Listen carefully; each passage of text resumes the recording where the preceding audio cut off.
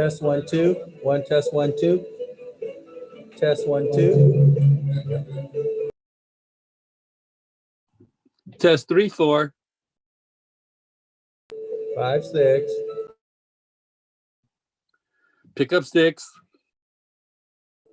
Tag, you're it. Ollie oxen free.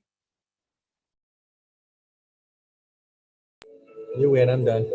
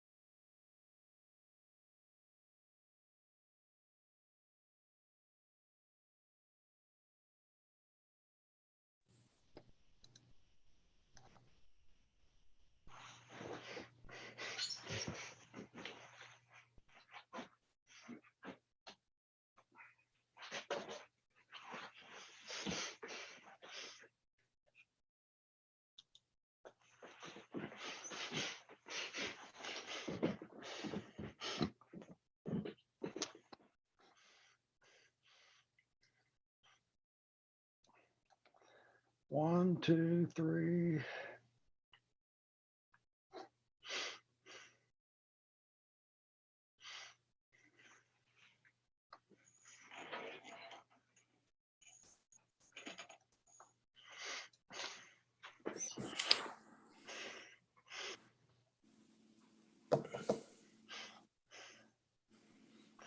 I need one more.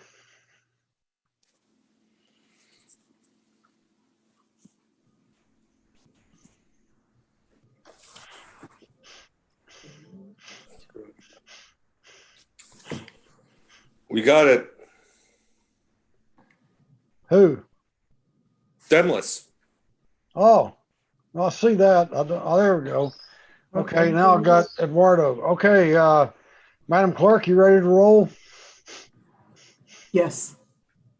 Okay, welcome everyone to the open session to hear public comment before closed session. Call the roll, please. Time is 5:01.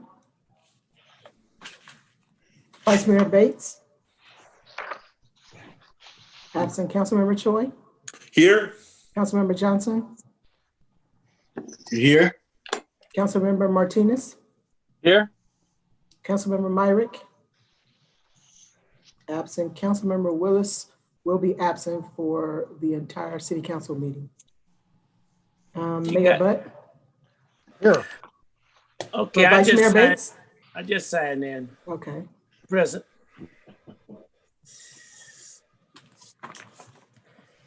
If you would like to make public comment on any of the following items the council will discuss in closed session, please raise your hand to comment by video conference. Click on the participant button at the bottom of your screen and select the raise hand button. To comment by phone, press the star and the 9 key. After all the items have been read into the record, your opportunity to sign up to speak will be closed. City Council agenda, liability claims, Royal Lopez, Randall Slidham, and Rebecca Slidham versus City of Richmond. Conference with legal counsel, existing litigation, San Francisco Baykeepers and West County Toxics Coalition versus City of Richmond. Conference with legal counsel, anticipated litigation, there's one case, and conference with labor negotiators, agency representatives, Jack Hughes, employee organizations, SEIU Local 1021, full-time unit, SEIU Local 1021 part-time unit, IFPTE Local 21 mid-level management unit, IFPTE Local 21 executive management unit, Richmond Police Officers Association, RPOA, Richmond Police Management Association, RPMA, IAFF Local 188, and Richmond Fire Management Association, RFMA. And I'll turn it over to Jess War to see if we have any speakers. We do not. Okay. Okay, We don't have any speakers. confirm, no speaker. Right. Okay, we are now adjourned to closed session.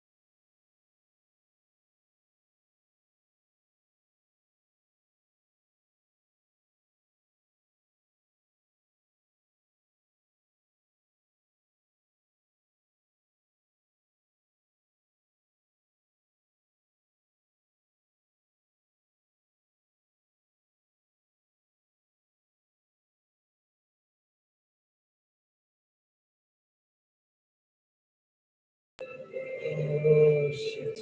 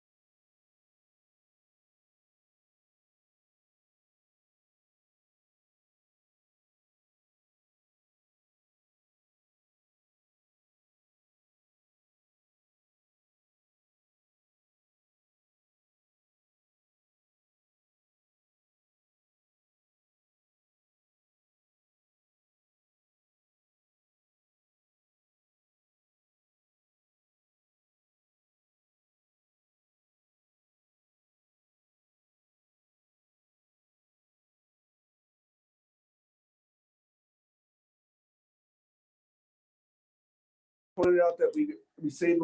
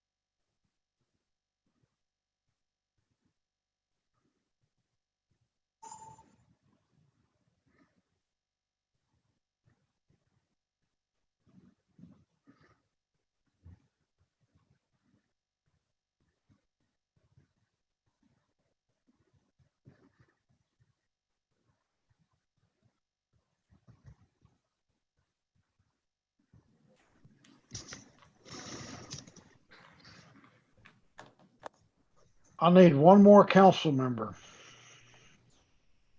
There he is. Okay, Madam Clerk, I think we have a quorum. Are you, Okay, okay. So welcome everyone. We're starting tonight with the regular meeting of the Richmond Housing Authority. Call the roll, please. Vice Chair Bates. Commissioner Choi, Here. Commissioner Johnson, Here.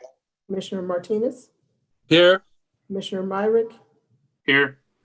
Commissioner Willis will be absent. Chair Butt, Here. Lieutenant Commissioner Scott, Here. and we'll go back to Vice Chair Bates. Here. Okay.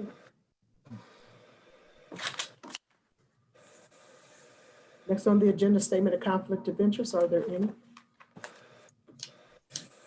Hearing none. Item C, we'll have a report from the Executive Director.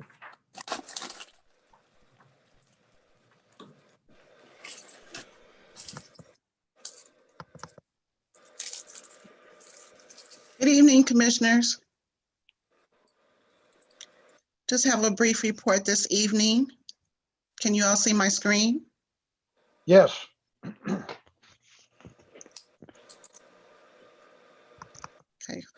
So on October 17th, the Public Works Department, Abatement Division, in partnership with the Richmond Housing Authority and the City Manager's Office, Economic Development, hosted a Coronado Nisham Village neighborhood cleanup event for the Coronado neighborhood.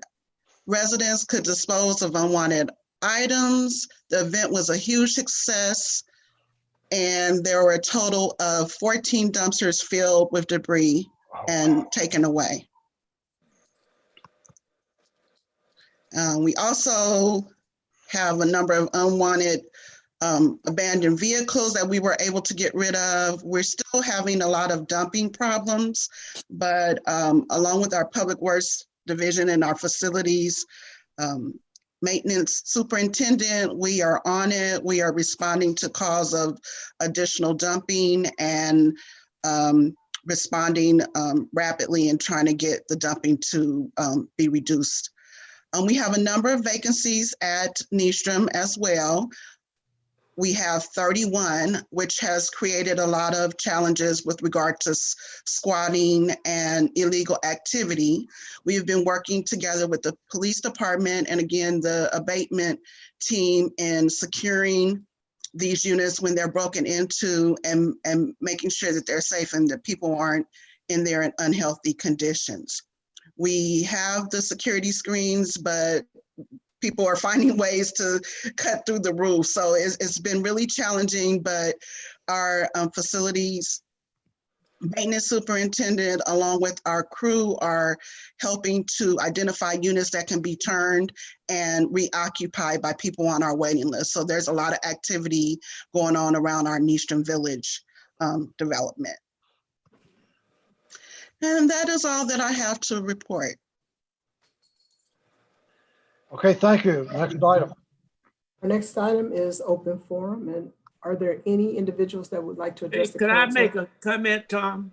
Sure, go ahead. I want to compliment the Housing Authority Director, Ms. Beachman, for this nice job of cleaning up the tenants' residence. My question to the city manager, if the Housing Authority can do this, why cannot this entire city? Because this is just one area that is in disarray. We should be doing this within the neighborhood councils all over the city, because this city has continuously become an embarrassment with the filth, trash, and etc. So I'm just asking the city manager to start working with Yada and the cleanup and the abatement. And let's do this all over the city, not just where the Housing Authority has authority over. Did I get a response? Yes, thank Yes. you. Yes. Yes. Go ahead, Yara. We already started doing the cleanup on Central by the post office. That was our top priority. We also did another cleanup along 13th Street by the Social Security building, which was also a top priority because of the offices there. And we have more cleanup done, but I don't remember the location, but we have a long list to go. So we're gonna go. We got cooperation from everybody to proceed, and it's gonna take some time because we got a lot of impact. That's good to hear. Thank you very much. Okay, next item. I think we're back to open forum. Open forum. Mr. Are Mayor, there- do you mind if I'm sorry, I had a Yeah, comment. Commissioner Johnson. Yeah, I just wanted to take this opportunity to publicly thank both the Deputy City Manager, Sasha, and the the Housing Director, Ms. Beecham, for their response to a resident who reached out in regards to some squatting taking place in Eastern Village. And, just your response time and your humane reaction to the situation was very much appreciated. Thank you. Thank you. You're very welcome. We couldn't have. You're muted. You're muted. Thank you very much. We couldn't have done it without the support of the police department and the public works department. They're very responsive and collaborative. So thank you.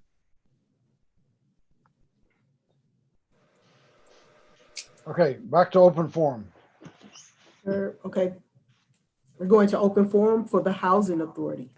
So if anyone would like to comment to the council under open forum for the Housing Authority, please raise your hand now. Okay, looks like we have one speaker, and I'll turn it over to Ursula. Not Ursula, I'm sorry, Jaswara. Okay. I have Anual Luwapo Olabod. You have 2 minutes to speak. You can go ahead and start. Hello. Okay, we don't have any speakers now. I'm sorry. Hi. Sorry. I think I'm sorry. I think I'm in the wrong. This is the wrong one for me. I'm sorry. Okay. That's okay. This is the Housing Authority? Okay.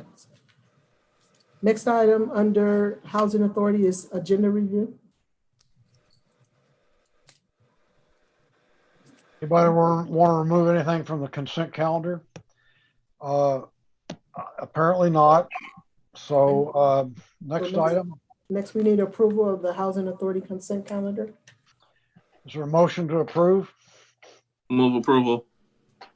Second. I second it. Okay. So who moved the agenda? I believe the motion was by I moved Mark, it. Yeah. and the second Myrick? by, who was the second? Jason Scott. Scott. Okay. Okay. Okay. So do we need a roll call vote? Is that correct? Yes. Okay. Vice Chair Bates, Yes. Commissioner Choi, Yes. Commissioner Johnson, Yes. Commissioner Martinez, Yes. Commissioner Myrick, Yes. Commissioner Willis is absent, Chair Butt, Yes. and Lieutenant Commissioner Scott. Yes. And the motion passes with Commissioner Willis absent. Thank you very much.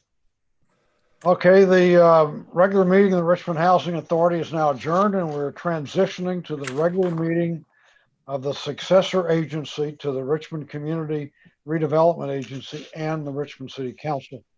Call the roll, please. Vice Mayor Bates, Present. Councilmember Choi, I'm here.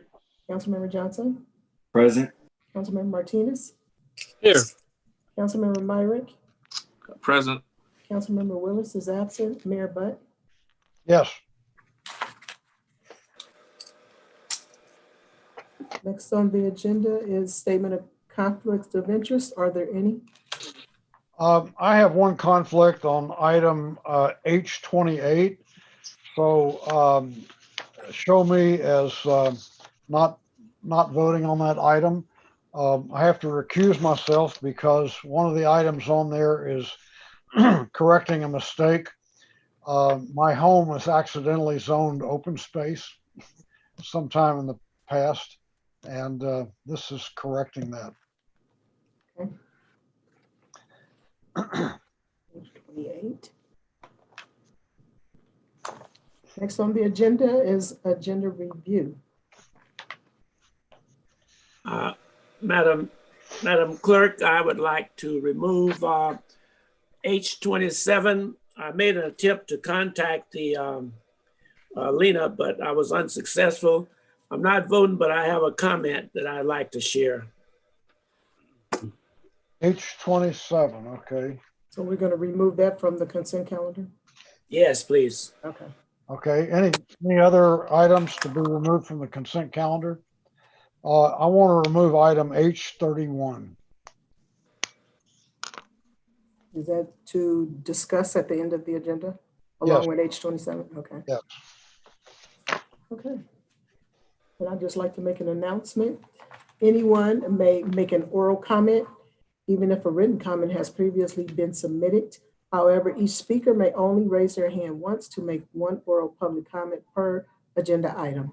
As we move through the agenda, I will announce the next item number and ask individuals who would like to address the council to raise their hand.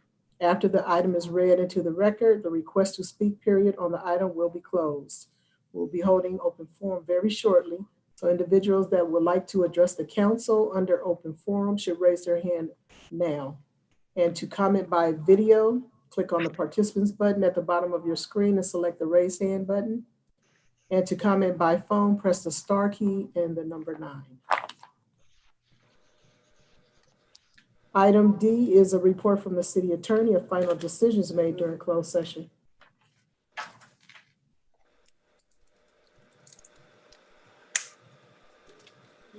Good evening. There are no final decisions to report. Thank you. Item E is a report from the city manager. Good evening. So first of all, I actually want to congratulate and welcome Teresa Strecker, our new city attorney. Awesome job with city council. Thank you for making such an excellent decision. And I really appreciate the work with HR in the recruitment process. And have really also appreciated being able to work with Rachel Somavia for so many months since my arrival. So I appreciated all that support, and I look forward to working with Teresa to support the council. There are two items I wanted to let you all know about, both good news items.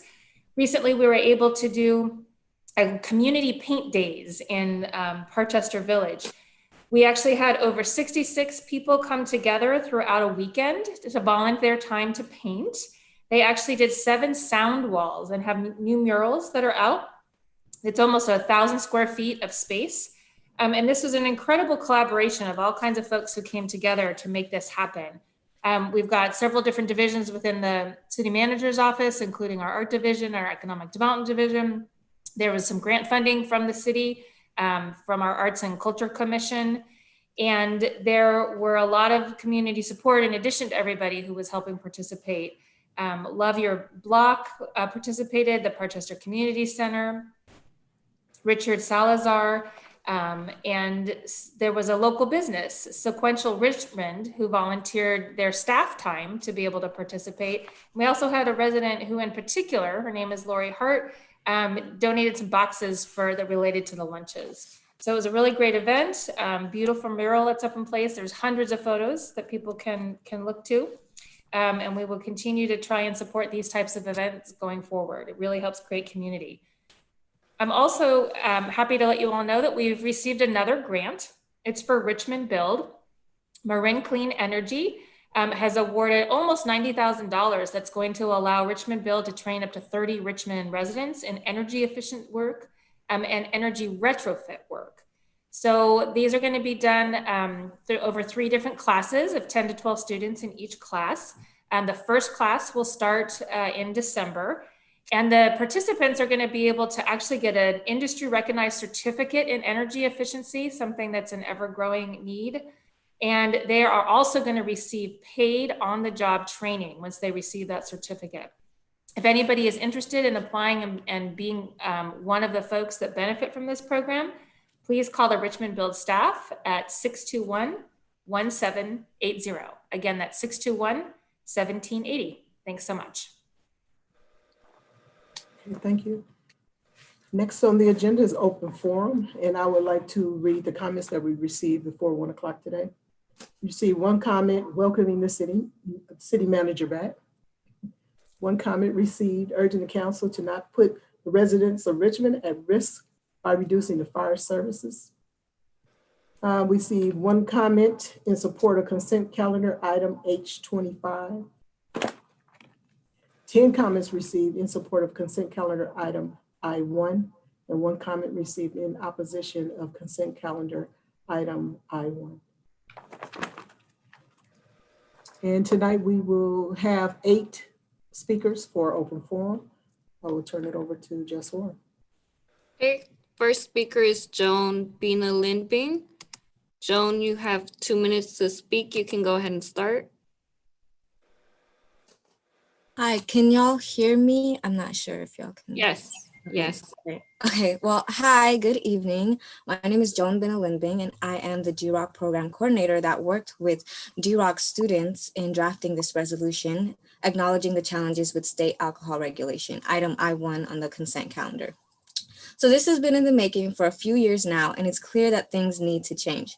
I'm also a Richmond resident that's been around for almost 20 years now. It makes no sense for me to walk 1 minute away from my house and pass by not 1, not 2, but 3 stores that has multiple shelves of alcohol beverages. The youth see it in their environment, and we have discussions about it all the time during our classes about how it's negatively contributed to their daily life and overall health.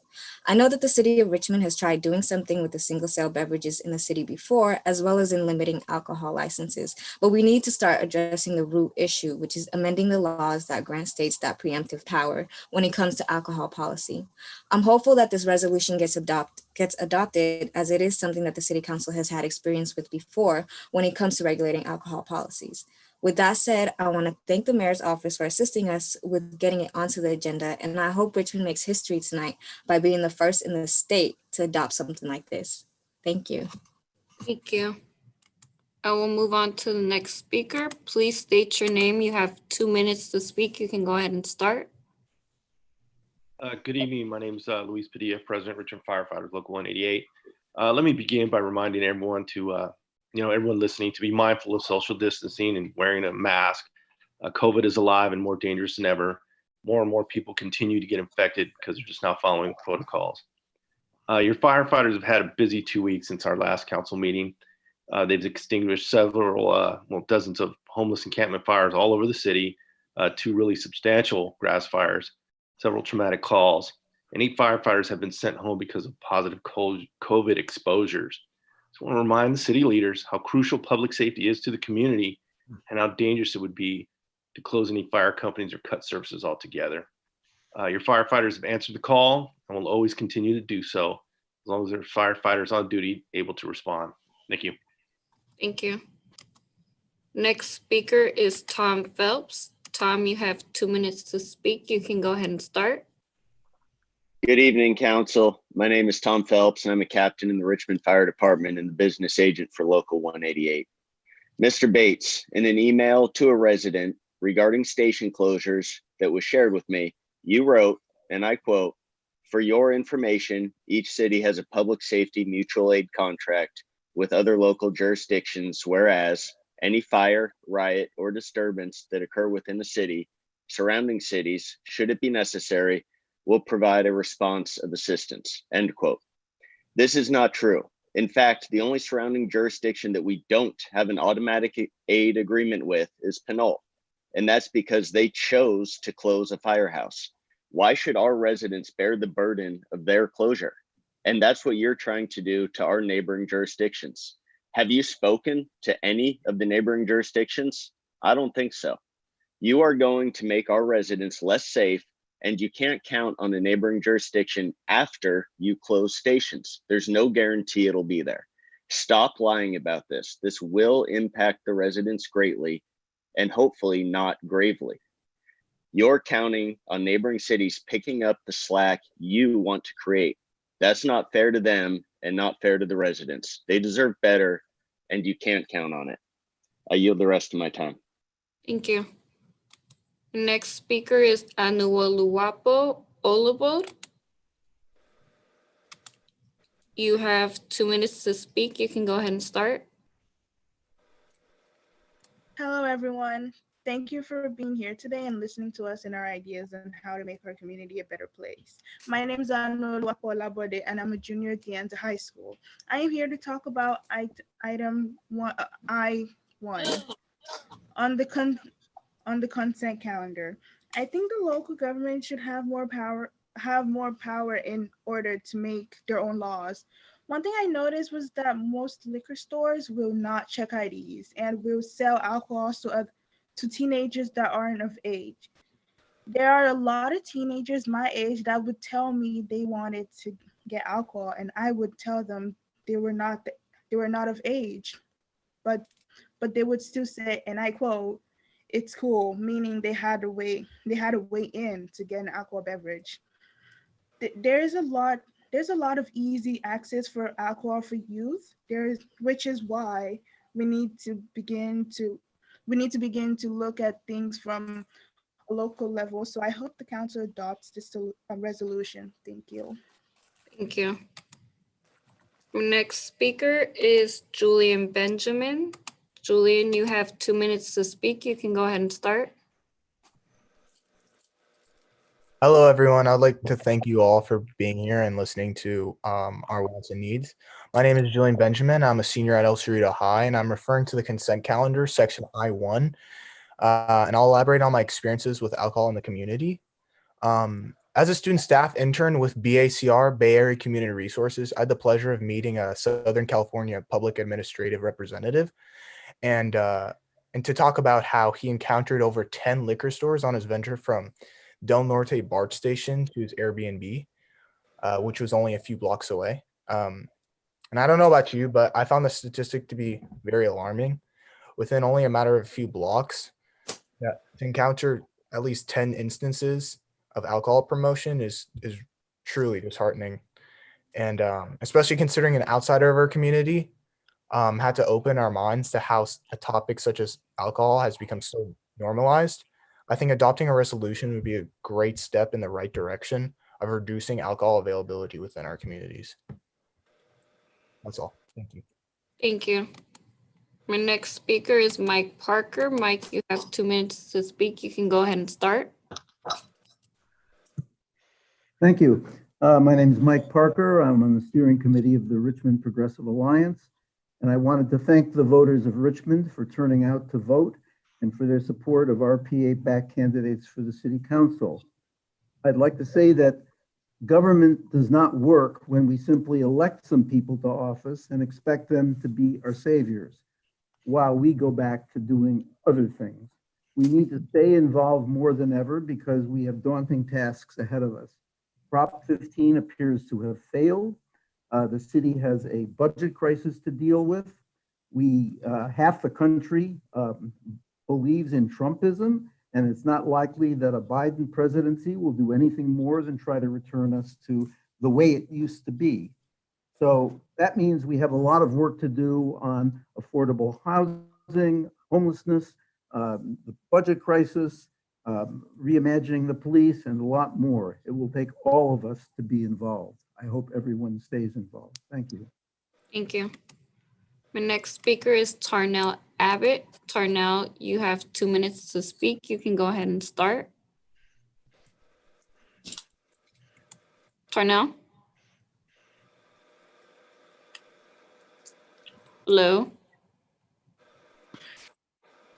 My name is Tarnell. Am I on now? Yes. Thank you. I would like to say congratulations to the incoming council-elect members, Gail McLaughlin, Claudia Jimenez, and Melvin Willis. I also hope that this city council transition will be more graceful than what we are seeing on the national level, where the powerful are reluctant to cede to the will of the people. I do want to spend a moment talking about the most vulnerable populations that need protection. And that includes the homeless. And I want to say that the eviction of the homeless from the Ryden Road area makes me ashamed to be part of this city. I think it is cruel and unnecessary. And I would like to remind us that we are only as safe as our weakest link. And I think we can do better. And thank you very much. Thank you. My next speaker is Ben Terrio. Ben, you have 2 minutes to speak. You can go ahead and start. Good evening, Ben Terrio, President of Richmond Police Officers Association. I want to congratulate the newly elected council members for the city of Richmond. That's re-elected Melvin Willis, Claudia Jimenez, and Gail McLaughlin. And I look forward to working with them on all the things that actually Mr. Parker touched on earlier, because those are all very pertinent things. And I think we can do a much better job than the national level is panning out. So looking forward to that. And I want to give them their due respect and just deserved congratulations. On top of that, I'd like to welcome Teresa Stricker to the city attorney's office. And we're looking forward to a city attorney's office that works well and runs well for the city residents. So good luck in your endeavors and looking forward to working with you as well. Thank you. Thank you. And that was the last speaker. Okay. Mr. Mayor? Yes. I only want to respond briefly, but it's my understanding that we do have mutual aid within the fire department. As an example, the recent Booker T. Anderson fire, El Cerrito came in and responded. And I do know for a fact that we have gone to assist fire problems in other areas. But I'd like for the chief to address and speak to the type of response that we do receive from our surrounding cities. Is Chief Adrian Shepard available? Well, Vice Mayor, this is open forum, and we're not supposed to get off into, discussing individual. He can come back with that at our next meeting. Is that okay? Okay. Okay. So I think that brings us to the consent calendar. And Yes. we actually have 3 separate consent calendars, but we'll take them all at once. Well, the successor agency we need to take separately, but then it has to be separately. Okay. And then H and I can be together. Okay. So do we have a motion on the on item G1, successor agency consent calendar? So move. Johnson. Okay. Motion by Johnson. Second. Second by Choi. Call the roll, please. Vice Mayor Bates? Yes. Councilmember Choi? Yes. Councilmember Johnson? Yes. Councilmember Martinez? Yes. Councilmember Myrick? Yes. Councilmember Willis is absent. Mayor Butt? Yes. The motion passes with Councilmember Willis absent. Okay, now we'll take items H and I together. Do we have a motion on that? We removed 2 items. We removed H27 and and H27. H27. Yes. Okay, is there a motion? This is for the remainder of the consent. This is for I1. Remainder of the consent, including I1. Okay. Yeah, I'll make that motion. Okay, motion Second. by Myrick. Second by Johnson. Second by Johnson. Roll call, please. Vice Mayor Bates? Yes. Councilmember Choi? Yes. Councilmember Johnson? Yes. Councilmember Martinez? Yes. Councilmember Myrick? Yes. Councilmember Willis is absent. Mayor Butt? Yes. Motion passes with Councilmember Willis absent.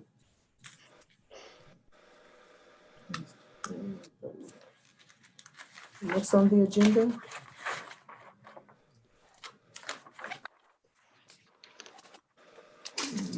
Item J1. If you would like to speak on this item, please raise your hand.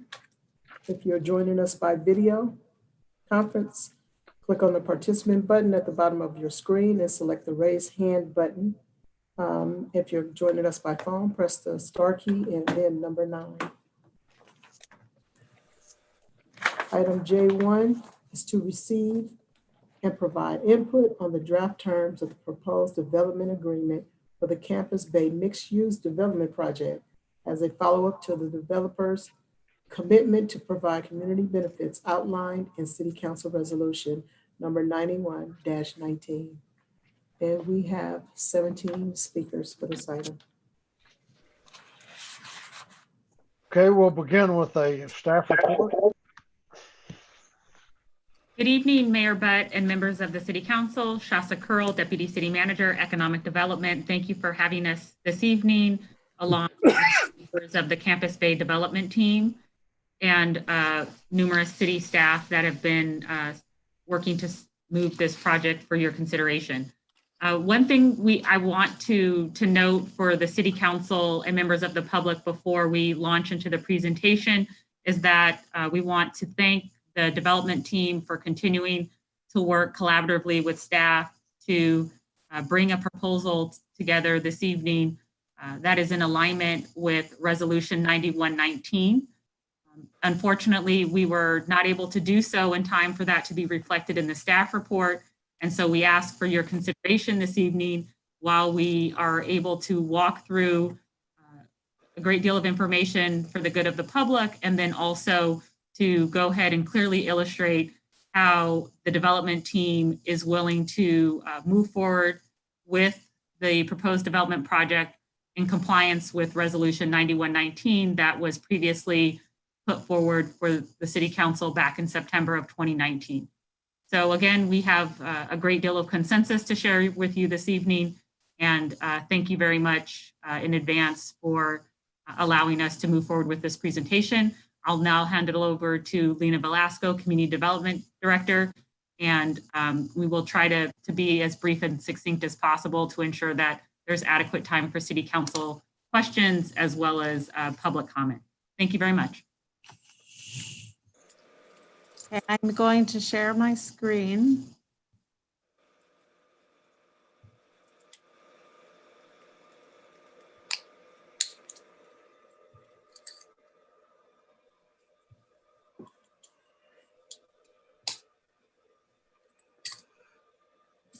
You see the PowerPoint?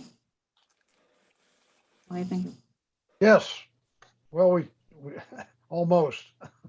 Okay.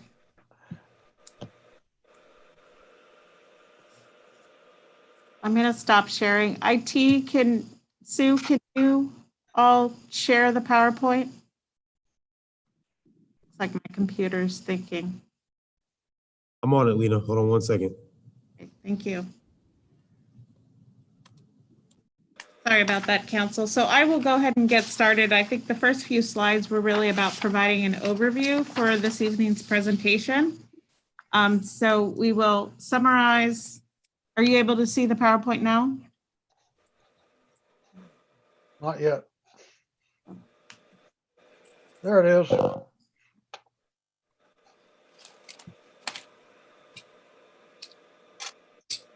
Okay, next slide, please. So this evening, we're going to provide an overview of the recommended action, provide a little bit of background about the Richmond Bay specific plan, the proposed project, as well as the resolution, City Council Resolution number 9119, as well as a status update on the development agreement terms, present a community benefit schedule that's consistent with resolution number 9119, as well as do an introduction to the development team, and then open it up for discussion and input from the council as well as the public. Next slide, please. So the recommended action this evening is to receive and provide input on the draft terms of the proposed development agreement for the Campus Bay Mixed Use Project. Be a follow-up to the developer's commitments that were outlined in City Council Resolution 9119.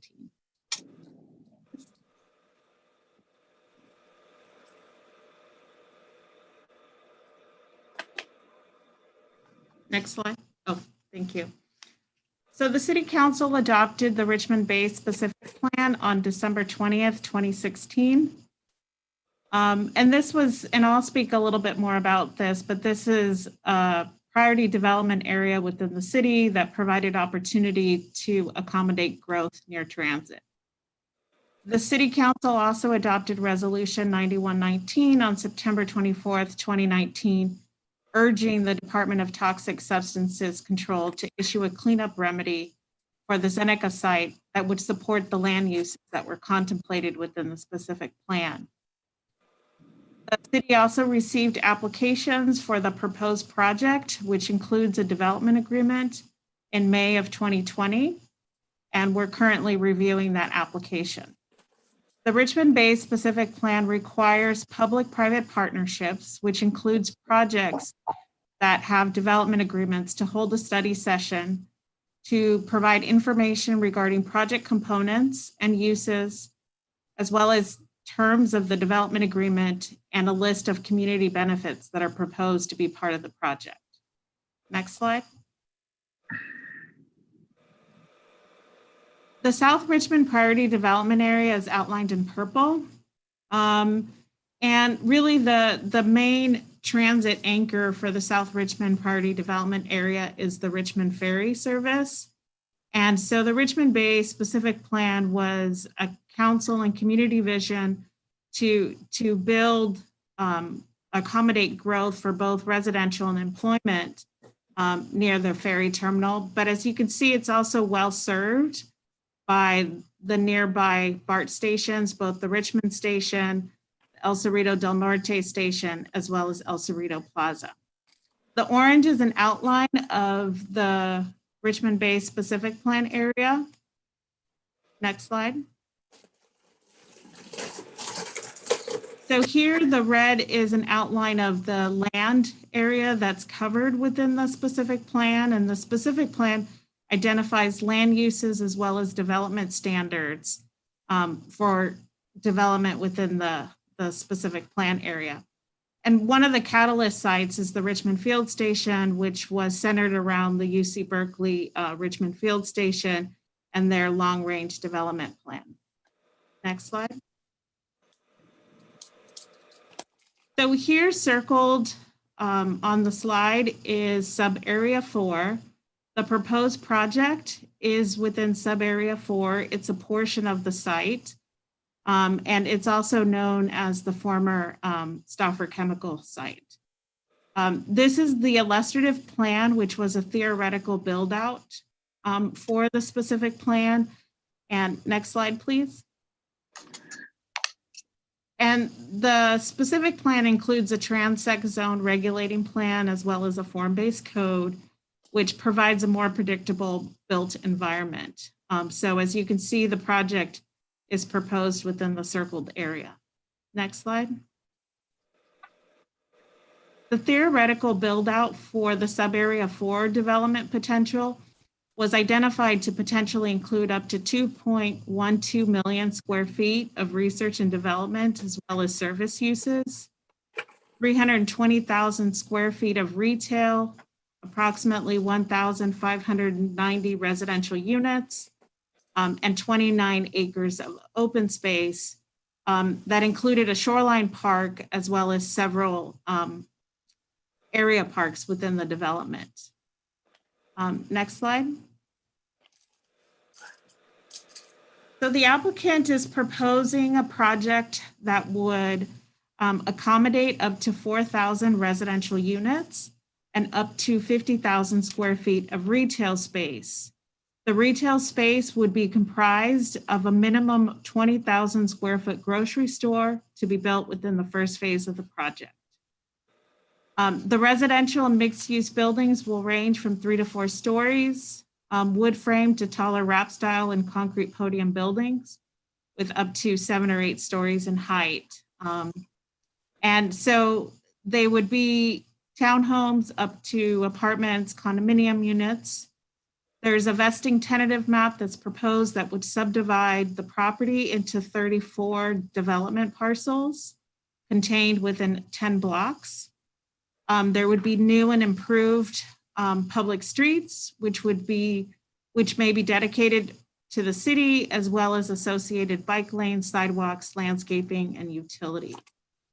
The project also proposes 6 parks totaling approximately 5.3 acres for use by residents as well as members of the public, and approximately 25 acres of biological preserve open space along the San Francisco Bay frontage. Next slide. So here is a draft site plan. As you can see, the development site green is shown as the open space areas. There would be several new streets, north-south streets, east-west streets that would connect on Meade Street. The western boundary of the site would be South 46th Street, adjacent to the Richmond Field Station, and the western boundary is approximately at South 49th Street, as well as Meade Street to the north. Would be the Bay Trail already exists beyond the property boundary, but there would be a new shoreline park along with the shoreline promenade. And then the center spine of the development would be civic spaces, as well as there would be special treatments on those streets to really make them pedestrian priority as well as bicycle priority. There would also be new connections to the Bay Trail off of South 46th Street, as well as South 49th Street, a restroom facility and a staging area for Bay Trail users. Next slide, please. So with that, I'm going to pass it on to Ms. Curl. Thank you.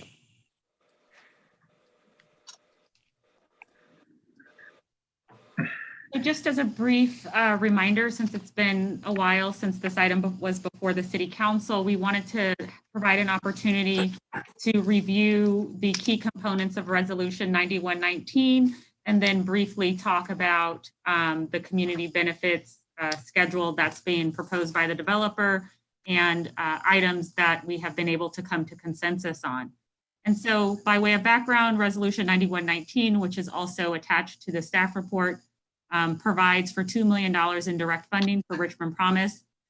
This was the direction of the City Council that we're just refreshing everyone's memory on, but is exactly as outlined in the resolution. It also provides for 40 basis points on the resale of homes, not the initial sale. $1 million for community programs such as Richmond Build, a total of $8 million for 3 improvements that are in very close proximity and adjacent to the site, $2 million for Fire Station 84, $3 million for Booker T. Anderson Community Center and Park, and $3 million for the San Francisco Bay Trail. Next slide, please. We also have, per the City Council direction, there was also $2 million identified for organizations that provide youth and community sports to Richmond residents, $750,000 for City of Richmond Public Safety and at-risk youth programs, $8.2 million in funding for additional community benefits. And also important to note is that the developer will also be required to contribute to the school impact fees. They've committed to providing a grocery store in phase 1, which is approximately 40% of the site. They've agreed to enter into a project labor agreement for source agreement and community workforce and project stabilization agreement, as well as compliance with the city inclusionary housing ordinance. Next slide, please. So as you may recall, in the staff report, we outlined a number of concerns that city staff and the developer were discussing and negotiating to ensure that we were following the City Council's policy direction. And so this evening, we just want to walk through a number of items that have come to concurrence on. So starting with the development agreement itself, it's proposed that the development agreement will be 15 years with a 5-year extension. The developer has agreed to this, and so we're in concurrence on that point. In terms of the impact fee freeze, that's proposed for 7 years from the issuance of first permit. School impact fees, as we noted previously, will be paid. It's also proposed that a grocery store will be completed by the 300th certificate of occupancy. And so relative to the project, again, the first phase of the project is anticipated to be approximately 40% of the site. And so that could equate to approximately 1,250 units under the scenario where the minimum units proposed for the site are now at 2,000, with the maximum being 4,000. So again, 2 points that were very important to us as staff is to maximize the density and development there. And we're very pleased to report that the developer has agreed to do so. Pertaining to community benefits, as I outlined in the previous slides, Resolution 9119 requires $22 million of community benefits.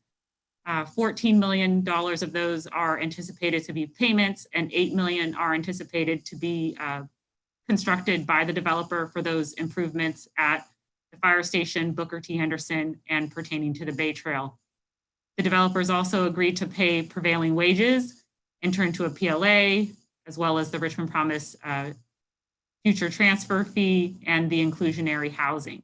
And so this is a significant improvement from what we were reporting in the staff report. So we're very pleased that we've been able to come to concurrence on these key terms for the City Council's consideration. And so what we'd like to do now is, as we move into the next slide, we have a draft of the, next slide, please.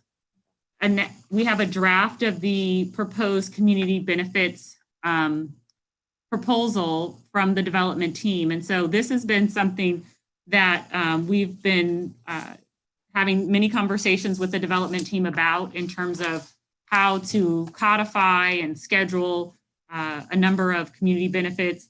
And so what you'll see here is the category of the improvement, followed by the community benefit amount, the proposed payment, and then the milestone, and then the estimate in terms of the number of years and when those payments would be received. Next slide, please. And so what's really important is that the total continues to add up to $22 million. And then again, this doesn't take into consideration the other impact fees that the developer will be required to fund, such as schools and other things. Next slide, please.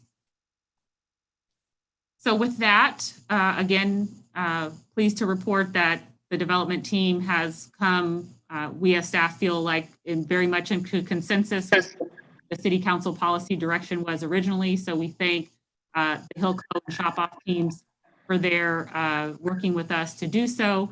And we would now like to hand it over to the Campus Bay development team to go through a few slides.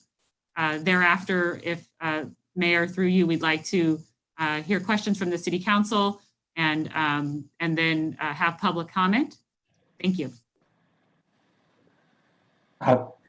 Thank you very much, Sasha and Lena. I appreciate it very much. I'm Bill Shopoff, and I'm president of Shopoff Realty Investments, and I'm pleased to be back in front of this esteemed body. It seems like a lot has happened since we were there last September. So it's been a busy time for both your staff and our team, and I'm very proud of the hard work by our respective teams at Hillco and Shopoff. But I'm also extremely pleased to report the tremendous effort by your staff, certainly not alone with Lena and Sasha, but they've been great to work with. We didn't always, wasn't always simple, because these are not simple things, but we always work toward a common objective, and I'm very pleased to report that we've made great strides. So I'm also, just pleased about the overall dedication that the staff has shared with our team on getting this project moving forward. These are long-standing projects.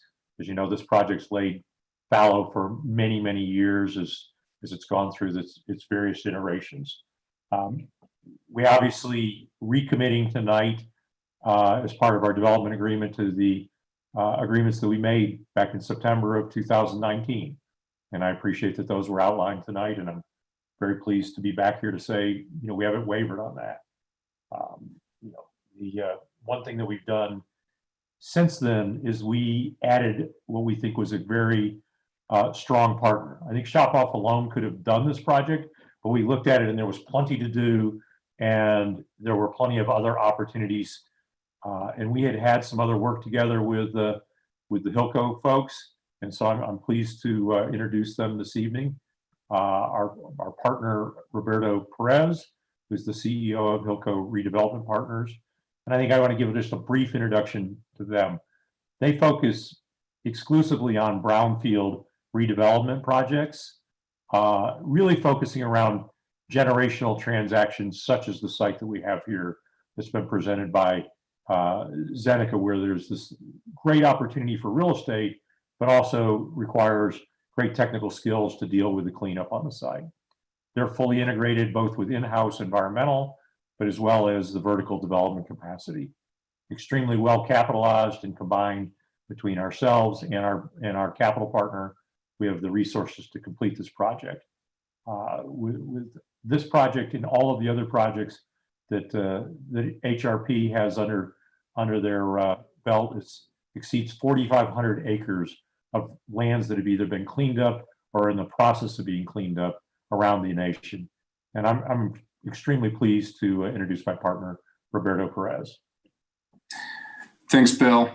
I also want to thank everybody for their hard work. We feel very lucky to be partners with Shop Off, and most importantly, the city of Richmond. You know, as a company, we were literally built, you know, around this expertise. We bring deep resources and focus. You know, we don't do that many transactions a year, but when we sink our teeth into one, we like to see it through, all the way from the environmental cleanup through vertical development. So how we view this investment is really transforming this facility from what has been now for the past, you know, many, many decades, and really do something anchored around environmental consciousness, long-term sustainability, and quite frankly, making an economic engine. So we really, really are privileged and feel lucky to be here in front of everybody. Last, you know, we do view this project as hopefully the one that kickstarts, you know, the Richmond Bay Specific Plan. You know, so with that, I just wanted to thank everybody. We look forward to integrating ourselves within the community and getting to know each and every one of you personally. I'll pass the baton over to my partner, David Graves, over at Shop Off. Good evening, Mayor Butt and Vice Mayor Bates and council members. We're very excited about this project, as you all well know. We've worked very hard over this last year trying to get consensus with staff and development team to put together a project that the community will be proud of. And with that, I'd just like to reaffirm some of the points that the Assistant City Manager, Sasha Curl, has outlined for you, and just to further verify our agreement with staff and the city in making this a success for not only our team, but for the city team. So we have, one second here, let me move the slide up. And so we have reached agreement as of today with city staff on all the major development agreement issues. And reiterating that we, as per our resolution that the city council approved last September, we have agreed to pay the $14 million of payments for community benefits. The grocery store will be completed by the 300th certificate of occupancy. And we will prepare a marketing program to entice a chain or a small chain to fill that space when it's available for them. We will post an $8 million bond for the 3 community center projects that we feel are vital to not only the community, but to our community. The Booker T. Anderson Community Center, as of a week or 2 ago, it sustained some damage, some fire damage. So that that project needs to get going soon, and we've already started. We've hired an architect and starting to work with city staff to make that a reality. Richmond Fire Station, I'm told, is in need of some major upgrades, and so we look forward to working on that fire station with staff and the fire department to make it a facility that the city will be proud of. And then the third part of the $8 million bond will be the trailhead for this San Francisco Bay Trail at the end of 51st Street. And that we're trying to develop a restroom facility, a small parking lot, and a welcome center. Those will have to go through, several rounds of permits with jurisdictional agencies to get approved. But we look forward to bringing that to fruition as a benefit to the community. And the development agreement defines our conditions from start to completion dates and for these items. And like I said, all three of these items will get started as soon as our development agreement gets approved. And with that, I'd like to turn it over to our environmental expert, Juliana Conley. Juliana had some difficulty connecting, and so I'm going to just describe the remediation briefly. As everybody is aware, the DTSC approved a remediation program for this property and for this project a year ago. And so Zeneca has subsequently been moving forward through their process with the Department of Toxic Substance Control to implement the remedial actions that are necessary. They are in the process of performing additional field research and processing their final working plans with DTSC so that they can commence the actual physical remediation that is remaining at the property. They are committed to moving forward with the remaining cleanup. And of course, we will integrate our activities into the tail end of what they have to do. With regards to the ownership, we are working with the DTSC to complete an agreement, the PPA agreement it's called. And that is an agreement which will clarify with the DTSC what our obligations are for the remediation steps that are our obligation. And as soon as the necessary documents are in place, we will be in a position to take title to the property. So I would just say that in conclusion, we do appreciate the city's flexibility. We appreciate the hard work that city staff has put forward. We're very eager to earn city council support. We see this as a project that does have the opportunity to be a catalyst for starting the Richmond Bay specific plan. And so we're looking forward to working through the remaining details. We will need to be realistic. We will probably not be able to absorb more requirements, but we want to do everything that's within our power to make this community become a reality. We're available to answer questions. Okay, are we ready for questions from council members? Shasa? Is that a yes? Yes, Mayor Okay. Butt. Okay, council members, you have questions?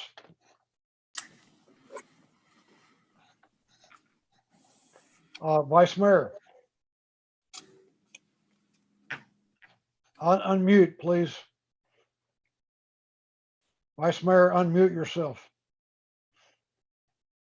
Okay. There you go. Thanks for the presentation, and thanks for the staff and all of their hard work. My question has to do with the time sequence. Assuming that this project is approved, what is the time sequence of breaking ground and et cetera? I think I could jump in there on that. We would anticipate as soon as project approvals are received, we would move into final engineering for phase one. That would probably take us approximately 6 to 9 months.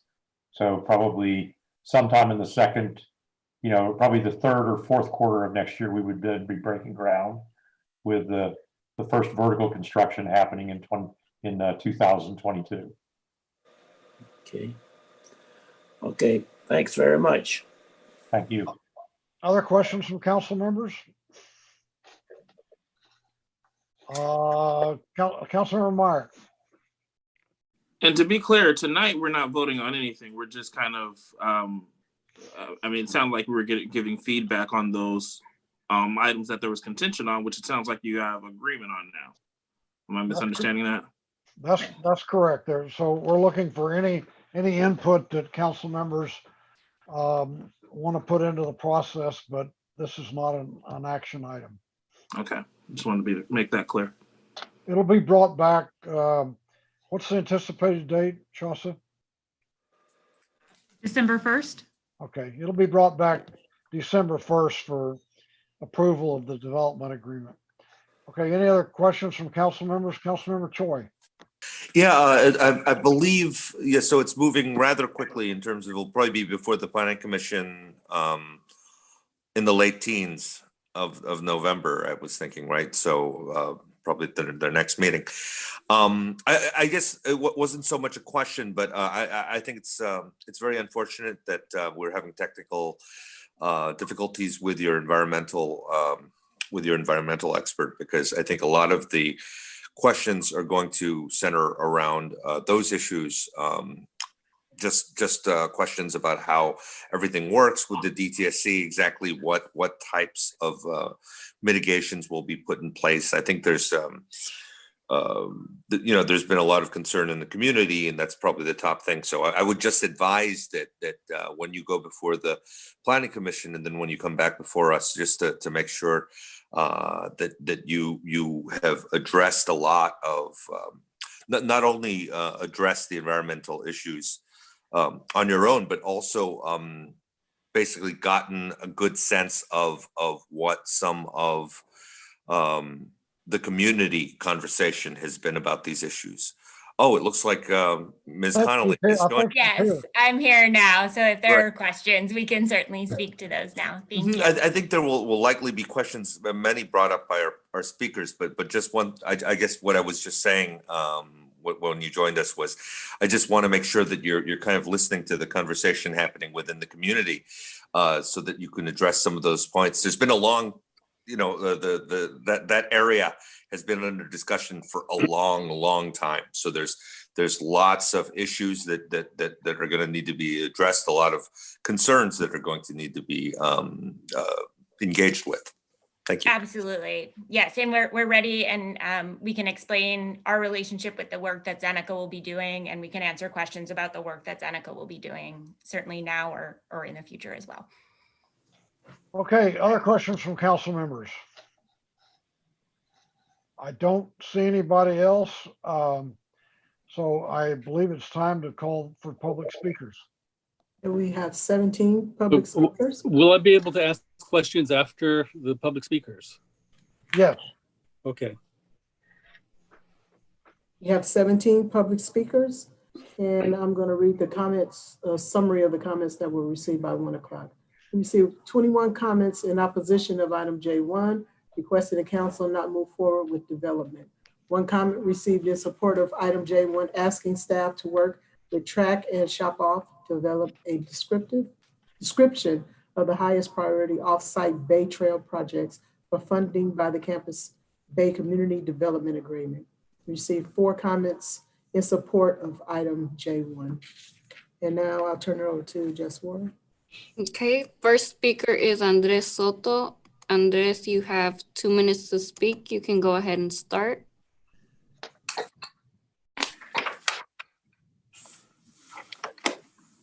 Andres?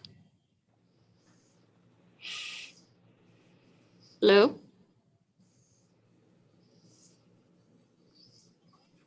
Okay, let's go to our next speaker. Okay. 1 second. The next speaker is Franco De Marinis. Franco, you have 2 minutes to speak. You can go ahead and start. Hello, my name is Grover DeMarinis. I am the president of the Panhandle Annex Neighborhood Council. I'm here speaking both as a citizen and the president of my neighborhood council. I'd like to start by thanking Ms. Velasco and Ms. Curl for their presentation. It was really helpful to get some updates. But as the president of my community, I need to let you know that we are opposed for the proposed cleanup of this site. We're not opposed to the development of this site, and I know that the developer has come to the table and in their view probably put a lot of things out there, and I can respect that. But the proposed cleanup just is not in the best interest of our citizens or our city in the long run. We see the value in developing this land. Again, we're not opposed to that, but we want to see it done correctly, and we want to see the land cleaned up correctly. And we as citizens speak with our votes, and we've just all recently voted. And I hope as a member of my community and as a representative of a number of my neighbors, that our community and our city as a whole can be a little more thoughtful and a little more patient and a little more reasonable in how they act on things. And we have a large change coming to our city council. And I think it would be appropriate at this time, because this article is coming up so late in the year, right next to a large political change within our city, to respect the voters and to pause all action on this item until the new year. Thank you. Thank you. Next. And this is Andres Soto. I'm back. Okay, you can go ahead and start. All right, thank you. Good evening, Mr. Mayor, members of the council, Andres Soto. And one of the things I didn't hear, and it was a big problem with the Solar One project, was the conflict between PLAs with the building trades and the local hire ordinance. And I didn't hear any discussion about that. And regarding the grocery store, I heard, that you would survey for some chains that may want to come in there. But, there's a movement in Richmond to create co-ops. And I think a cooperative grocery store operation should be considered as one of the potential options there. When I heard the inclusionary ordinance was applying to the project, what I didn't hear was eliminating the opportunity for in lieu fees and requiring that the developer have affordable housing within the housing complex. Now, overall, myself and our organization, Communities for a Better Environment, are vehemently opposed to the change in the cleanup standard that was voted on by this current council, the outgoing council, after the previous council's vote to clean it up to level 6, the highest standard possible. And therefore, we're opposed to this unless that cleanup standard is changed. And also the community benefits agreement. Who is going to determine what a high quality youth serving organization is in? And I also warned against lame duck city councils. It was a lame duck city council in 2004 that brought us the casino project. And we're still dealing with the aftermath of that bad decision. So don't do it. Your time has expired. Thank you. My next speaker is Gail McLaughlin. Gail, you have 2 minutes to speak. You can go ahead and start. Hello, good evening, Mayor and City Council members. Can you hear me? Yes. Okay. The community has been demanding a robust cleanup of the Zeneca site for 17 years. When I was in office prior, I brought forward multiple resolutions that were approved by the City Council calling for a comprehensive cleanup. Also, Bill Lindsay called for a comprehensive cleanup in his communications with DTSC. It was clear that was the direction the city was going in. And DTSC was recognizing where the city stood on this. Then a new resolution came forward on September 24th, 2019. This resolution was approved and reversed the city's position. Years of getting to the point where the community, city staff, and the city council all agreed that DTSC must do a comprehensive cleanup. Then in one short swoop, the city's position reversed. Well, we have a new council of which I will be a member that will be seated soon. It is appropriate to not move this project forward in any way until the new council has had an opportunity to weigh in. The staff report indicates that it is slated to go to Planning Commission after the council study session. The staff report also states that staff doesn't have a fiscal and economic development impact analysis. So why move it forward? I urge that the council direct staff to hold off on sending this to the Planning Commission or taking any further steps until the new council can review and provide comments. This is a very controversial project on a highly toxic site. The proposed project leaves toxins in place. Public health is what's at stake for current residents and future residents. I encourage you to not take any further action at this point in time and let the new council have an opportunity to review. Time has expired. Thank you. Your next speaker will have 2 minutes to speak. Please state your name. You can go ahead and start. Good evening, Luis Padilla, President, Richmond Firefighters, Local 188. As a representative of the Firefighters Union, I'm calling in to provide our strong support for the CBA's inclusion of facility improvements to the fire station number 64, in the amount of $2 million. Fire station will be key to support future development on Richmond's south side, and we appreciate the consideration of our needs in this agreement. Thank you. I yield my time. Thank you. Next speaker is Karen Franklin. Karen, you have 2 minutes to speak. You can go ahead and start. Hi, can you hear me? Yes. Okay, great. I'm a former president of the neighborhood council from the Panhandle Annex, which is adjacent to this controversial site. And I wanted to mention that I was watching the Senate Republicans race to approve Amy Cohen Barrett's nomination to the Supreme Court, knowing full well that they were stealing a seat. And the Democrats' objections were entirely futile. The Senate was going to approve Barrett simply because they could. And I feel the same here tonight. I feel like nothing we say is going to have any impact. Y'all have made up your minds, and we know that. But I would just ask you to stop and think for a minute about your legacies.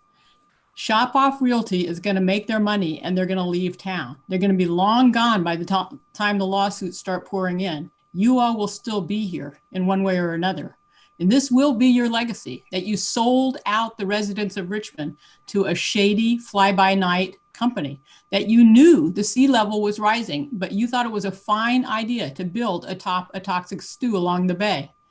When children are poisoned, when residents develop rare cancers, when legal battles empty our city's coffers, you won't be able to plead ignorance because we all know full well about the parallel toxic nightmares unfolding elsewhere, for example, at Hunters Point.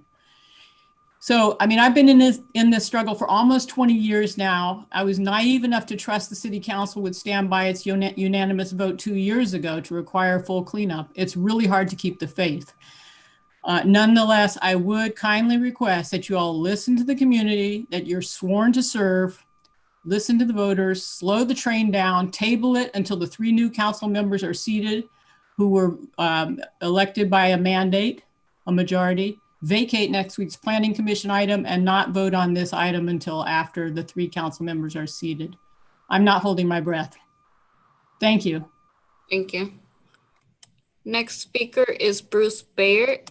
Bruce, you have 2 minutes to speak. You can go ahead and start.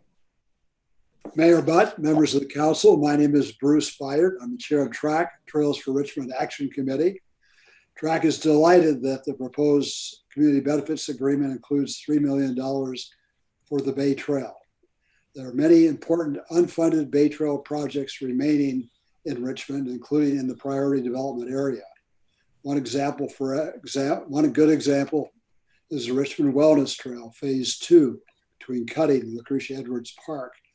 We're very concerned about the extremely restrictive definition now proposed to limit it to a trailhead and parking.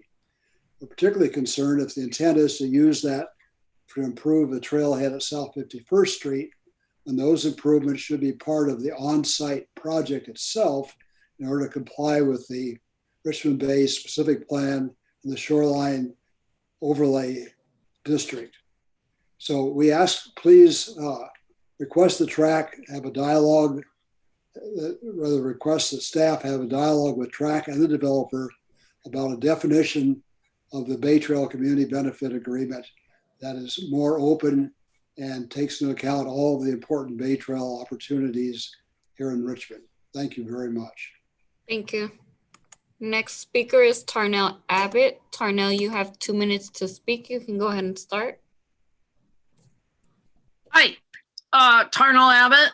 I live in the Panhandle Annex also, close to the site. I would like to invoke the memory of Ethel Dotson, Whitney Dotson, and Joan Lichterman, who were all part of the fight to have a real cleanup at this site. And also Linda McPhee, who would say, this is putting lipstick on a pig. And I apologize to the porkers. The only people who support this plan is those who will benefit financially. An investment consortium, not really developers, but investments who seek to flip this toxic piece of real estate.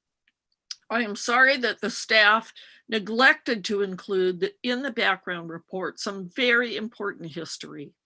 And I ask you to direct staff to take no further action on this massive project until the new city council is seated in January. And to rescind, and further direct staff to rescind the notice of public hearing on this project, which is scheduled for the Planning Commission meeting of November 19th. The staff report for this item makes it clear that not enough information has been provided to make the recommendations. The environmental and financial data from developers, investors are lacking. The public has fought hard all these years for a robust cleanup of this land before it is developed because of its toxicity. A public health assessment done by the California Department of Public Health, CDPH, and the Agency for Toxic Substances and Disease Registry, ATSDR, states this #1 recommendation. CDPH and ATSDR recommend the Zeneca site. Time has expired. Thank you, Tarnell. I'll move on to the next speaker. Please state your name. You have 2 minutes to speak. You can go ahead and start. Good evening, council and staff. My name's Tom Lawson, Plumber Steamfitters Local 159. When a developer comes to a city seeking to build, there should be a community benefit agreement that benefits large sections of the populace, which I feel has been achieved here. Not only trails, fire stations, and community centers, but opportunity for residents to be trained for the future construction workforce and help provide employment opportunities, pathways to careers for Richmond residents.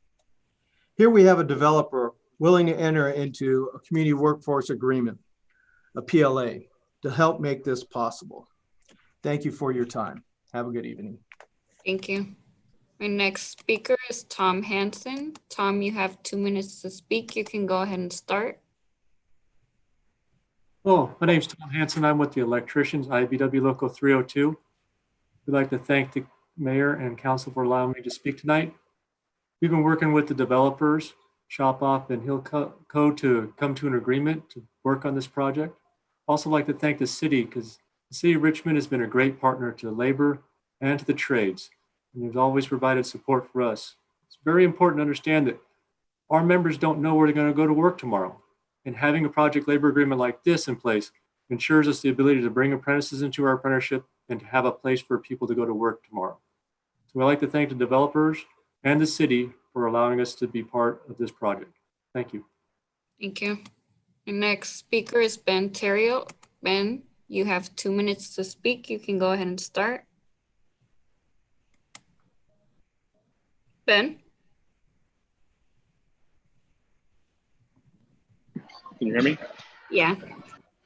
Hi, Ben Terrio, President of Richmond Police Officers Association. Just want to highlight that we're facing the severe housing affordability problems in our city, and that these housing prices are reasonable by providing a significant increase. And this project will help keep housing prices reasonable by providing a significant increase in housing supply. And more importantly, it's the best way to keep housing prices affordable. Additionally, on behalf of the Richmond Police Officers Association, the portion of the CBA I'd like to direct your attention to, which we think we strongly support and we think will be beneficial to residents of the city of Richmond. And that's $750,000 to Richmond Public Safety and At-Risk Youth Program, Those programs and public safety are the #1 concern of our residents and community, and provide funding for these programs through the CBA, and that will help support our youth and keep our community safe. Thank you. Thank you. My next speaker is Michael Littleton. Michael, you have 2 minutes to speak. You can go ahead and start. Thank you. Can you hear me? Yes. Thank you. My name is Michael Littleton. I'm a CPA. I am a board member at the Richmond Promise, and I'd like to say that we would strongly support the community benefits agreement. Obviously, the inclusion of the Promise and the up to $2 million in is a substantial amount of funds for the Promise. As a reminder, we provide scholarships and many other services, including mentoring and IT services to students in Richmond, and we help them attend and also succeed at college. We are very thankful to the Mayor's Office and the City Council and to the developers for including the Promise at such a large level in this project, and strongly support it. Thank you. Thank you. My next speaker is David Cafton. David, you have 2 minutes to speak. You can go ahead and start. Hello, Council and Mayor. Thank you for the opportunity to speak briefly. I strongly urge you, like many other speakers, to stop the City of Richmond from spending any more of its precious time and monies on this disastrous residential development at this toxic waste Superfund site. Please wait until after the new Richmond City Council convenes in January to address the situations at this site and Point Malade. The Richmond electorate made it very clear they do not want the residential developments at AstraZeneca and Point Malade. I can't understand how anyone could even be in a position to approve anything until you see specific information for exactly what is being proposed to be built, when it's going to be built, how much it's going to cost, what's the impacts. I can't understand it at all. We're in no position to move ahead on this project without detailed information. Thank you very much. Thank you. My next speaker is Deborah Bayer. Deborah, you have 2 minutes to speak. You can go ahead and start. Thank you. I have to agree with the previous speakers who think that this presentation today is premature. This is a lame duck council, and you're moving ahead with great speed. And I like the analogy to Amy Coney Barrett and the way the Senate rushed on that. You're moving ahead with a controversial plan to allow thousands of residential units on an old toxic dump without adequate cleanup. And I understand why the fire department likes to have the money put into their fire station, and Bruce Byard is happy to have $6 million or something into the Bay Trail. That's not what this is about. What this is about is the persistent organic pollutions and heavy metals that are in the soil at the Zeneca site and how they're going to be handled. And this is a very important issue, and it was not presented today. Now, my understanding, I mean, we're talking about things like, it's a ridiculously long list of pesticides, herbicides, radiation, PCBs, PCEs, arsenic. I mean, I can go on and on and on, but we've all known this. This is all there. And my understanding is what's planned for this site is to put a concrete cap on top, put fans in to vent the volatile organic compounds that are toxic away from the buildings, not let anybody live on the first floors. And I do have a question, even if we have just shops on the first floor, what's the toxic accumulation going to be for people who work there for a 12-hour shift? Time has expired. Thank you, Deborah. I'll move on to the next speaker. Please state your name. You have 2 minutes to speak. You can go ahead and start. Good evening. My name's Janet Johnson, and I'm a coordinator of Sunflower Alliance, and I live within a mile of the Stouffer Zeneca chemical site. I've got a few questions. The draft project proposal includes new park and open space uses. What kind of park and open space uses are advisable for a partially remediated former Superfund site? Will residents be able to raise vegetables in the coming years of food scarcity? Will children have safe outdoor play areas? As outlined in the agenda report, financing of infrastructure improvements and maintenance may be contingent on Melrose Community Facilities Districts, or CFDs. Aren't CFDs subject to a 2/3 vote by the electorate? Who pays if the voters don't approve? Will mitigations to address sea level rise be included in the project proposal?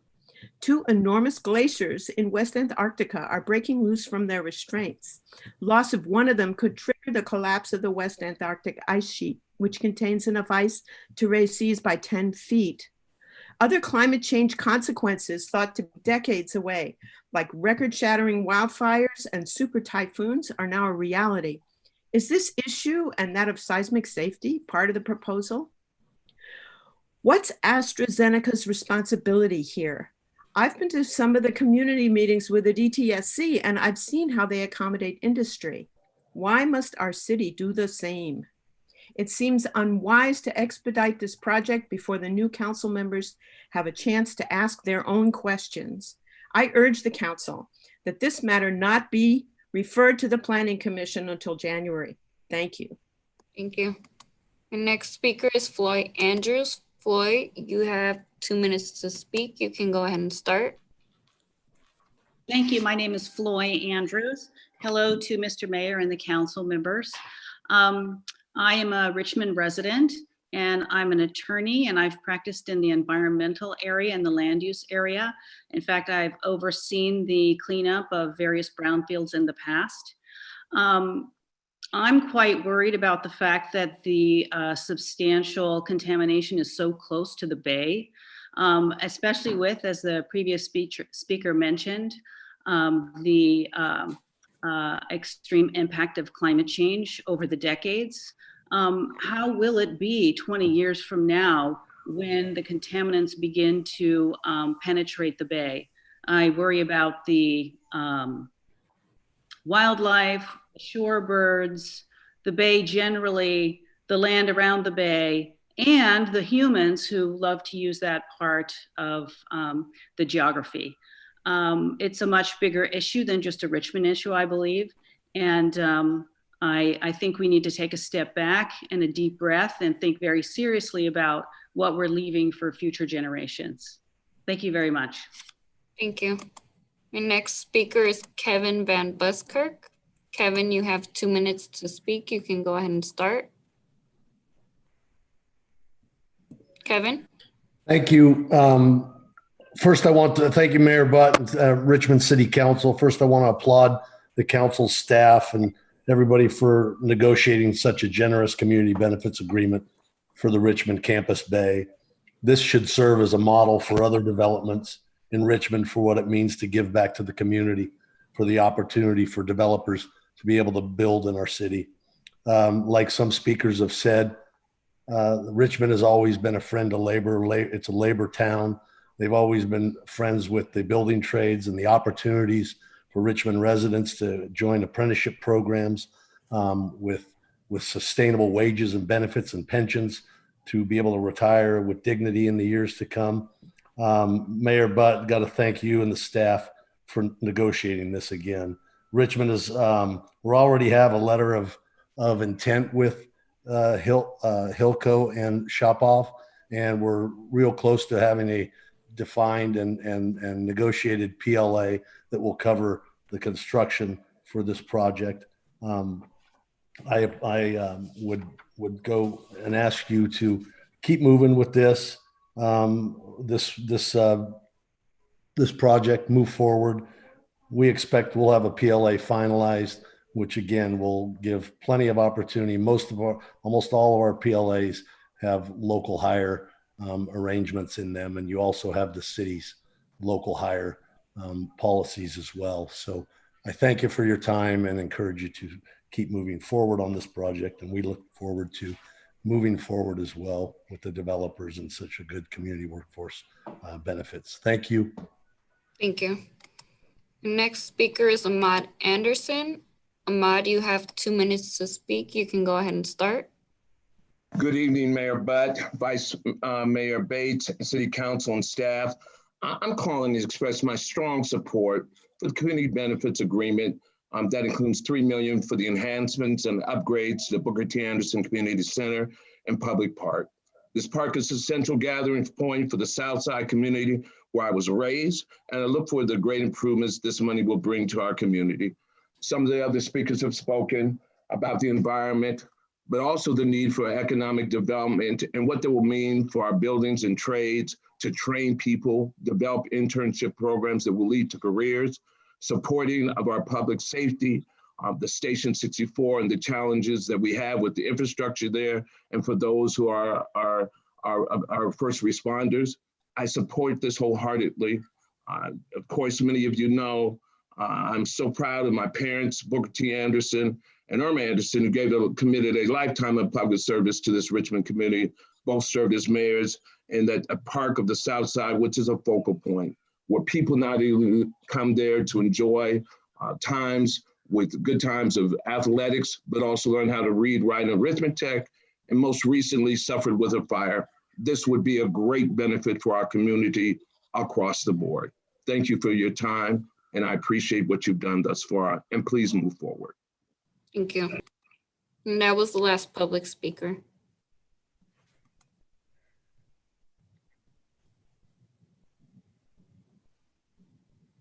Mayor, that was our last speaker.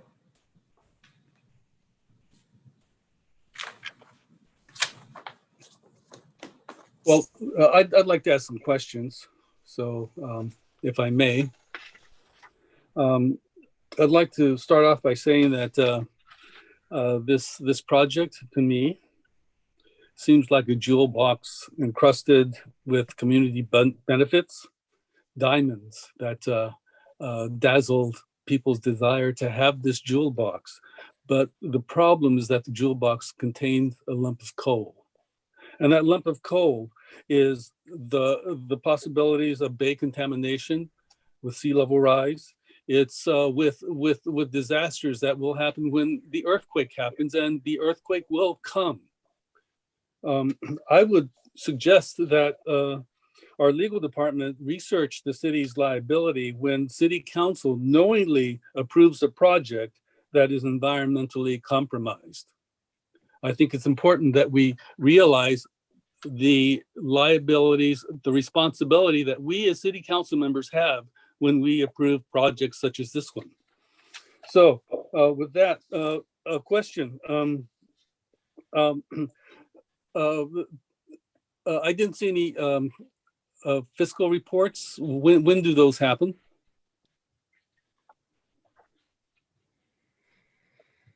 We actually, this is David Graves, we have a draft report we received today, and upon review, we will turn that to the city, hopefully before the end of the week. Okay, and Councilmember Martinez, if I may, yes. Through the mayor. So thank you very much. That's an excellent question. This evening on the city council agenda, there was a contract for professional services from Land Development Group that will be paid for from the developer's deposit. And we will work with Bill Lee to have the fiscal impact analysis reviewed in advance of this item coming back to you to ensure that you have information from a third party to assist in the policy-making and decision-making process. So just to provide that, the item that was on for that work was professional services, develop and provide economic analyses on real property negotiations. Okay, so I guess the Planning Commission doesn't need to see this in order to evaluate the project. Is that what I'm hearing? No, I was just saying that specifically as Deputy City Manager for Economic Development, I was speaking to as this relates to City Council, and I deferred to Ms. Velasco as it pertains to Planning Commission. Yeah, if we're expecting to receive the fiscal impact analysis, which will be provided to the Planning Commission for its consideration as well. And how much time will the Planning Commission have to evaluate this document? When they usually get their staff report before the item is heard, so they'll receive it on Friday. So you think that's adequate time? That's our typical turnaround, and they can decide.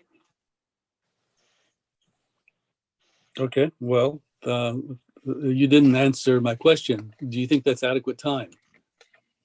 I haven't seen the report, so I can't speak. Okay, so what I'm hearing is that you don't know. Is that correct? I mean, I will provide it to them. I don't know if it's material to their decision making, but it'll be provided to them for their review and consideration. Okay, so just so that I understand, you're giving it to them on Friday for their consideration. You don't know whether it's material to their decision, and you don't know whether it's enough time for them to consider the contents of the document. Is that correct?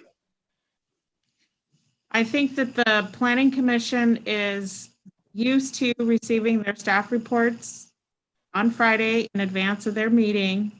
And, you know, it's really up to them if they feel like they need additional time, but that's our standard practice of when. Okay, understood. So has there been a geotechnical report?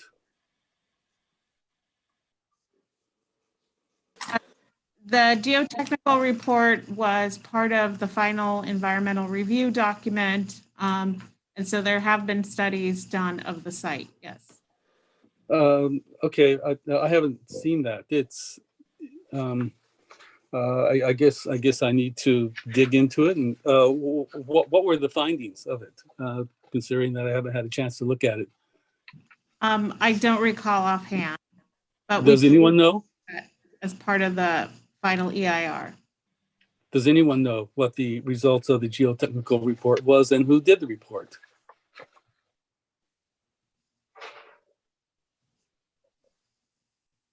We weren't prepared to answer questions on the previous environmental review, but we have. But that's part of the process. I mean, it is part of the process, right? And it seems like you weren't prepared to make this presentation, and we should probably postpone it until you are ready. Well, the objective of this evening was to receive feedback on the community benefits.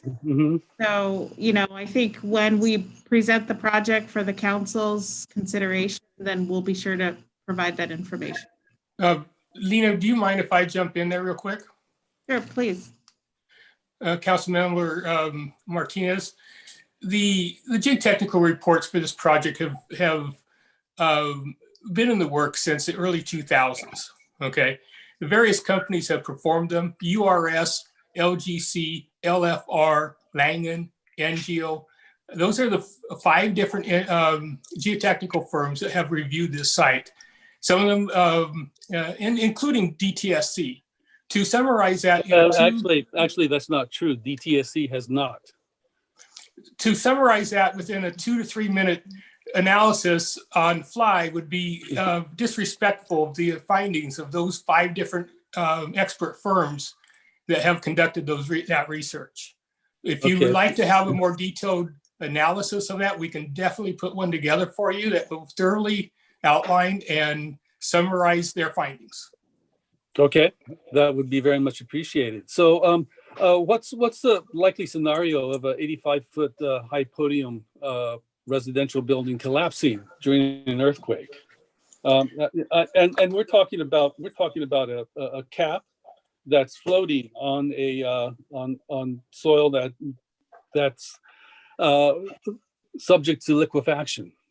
with current building standards, unless it were a cataclysmic beyond what we've currently experienced, you can build those buildings you can and will build those buildings to survive an earthquake, a seismic event. That's common building practice today. And building code requires it. Whether it's a 3-story building or an 8-story building, you're going to build to code, and the code requires that you build a safe building. And we will build safe buildings from both building code, and we build safe buildings also with regards to environmental. Okay, and are there standards for caps? Yeah, Council member, I'm going to jump in here a minute. The item on our agenda is to receive and provide input on the draft terms of the proposed development agreement. It's not to go back and relitigate the discussion we had a year ago when we adopted the resolution supporting the DTSC proposed mitigation. So I think rather than take up all the council's time with these questions that are repetitive, I think that the development team would be happy to sit down with you and walk you through the whole process, provide you all the documents you want. But that's not what we're talking about tonight.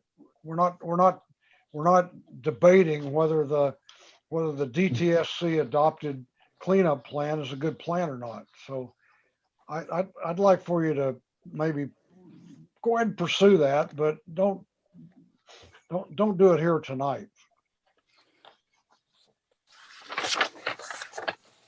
Okay, so well, in terms of community benefits, would you be willing to fund a risk management bond?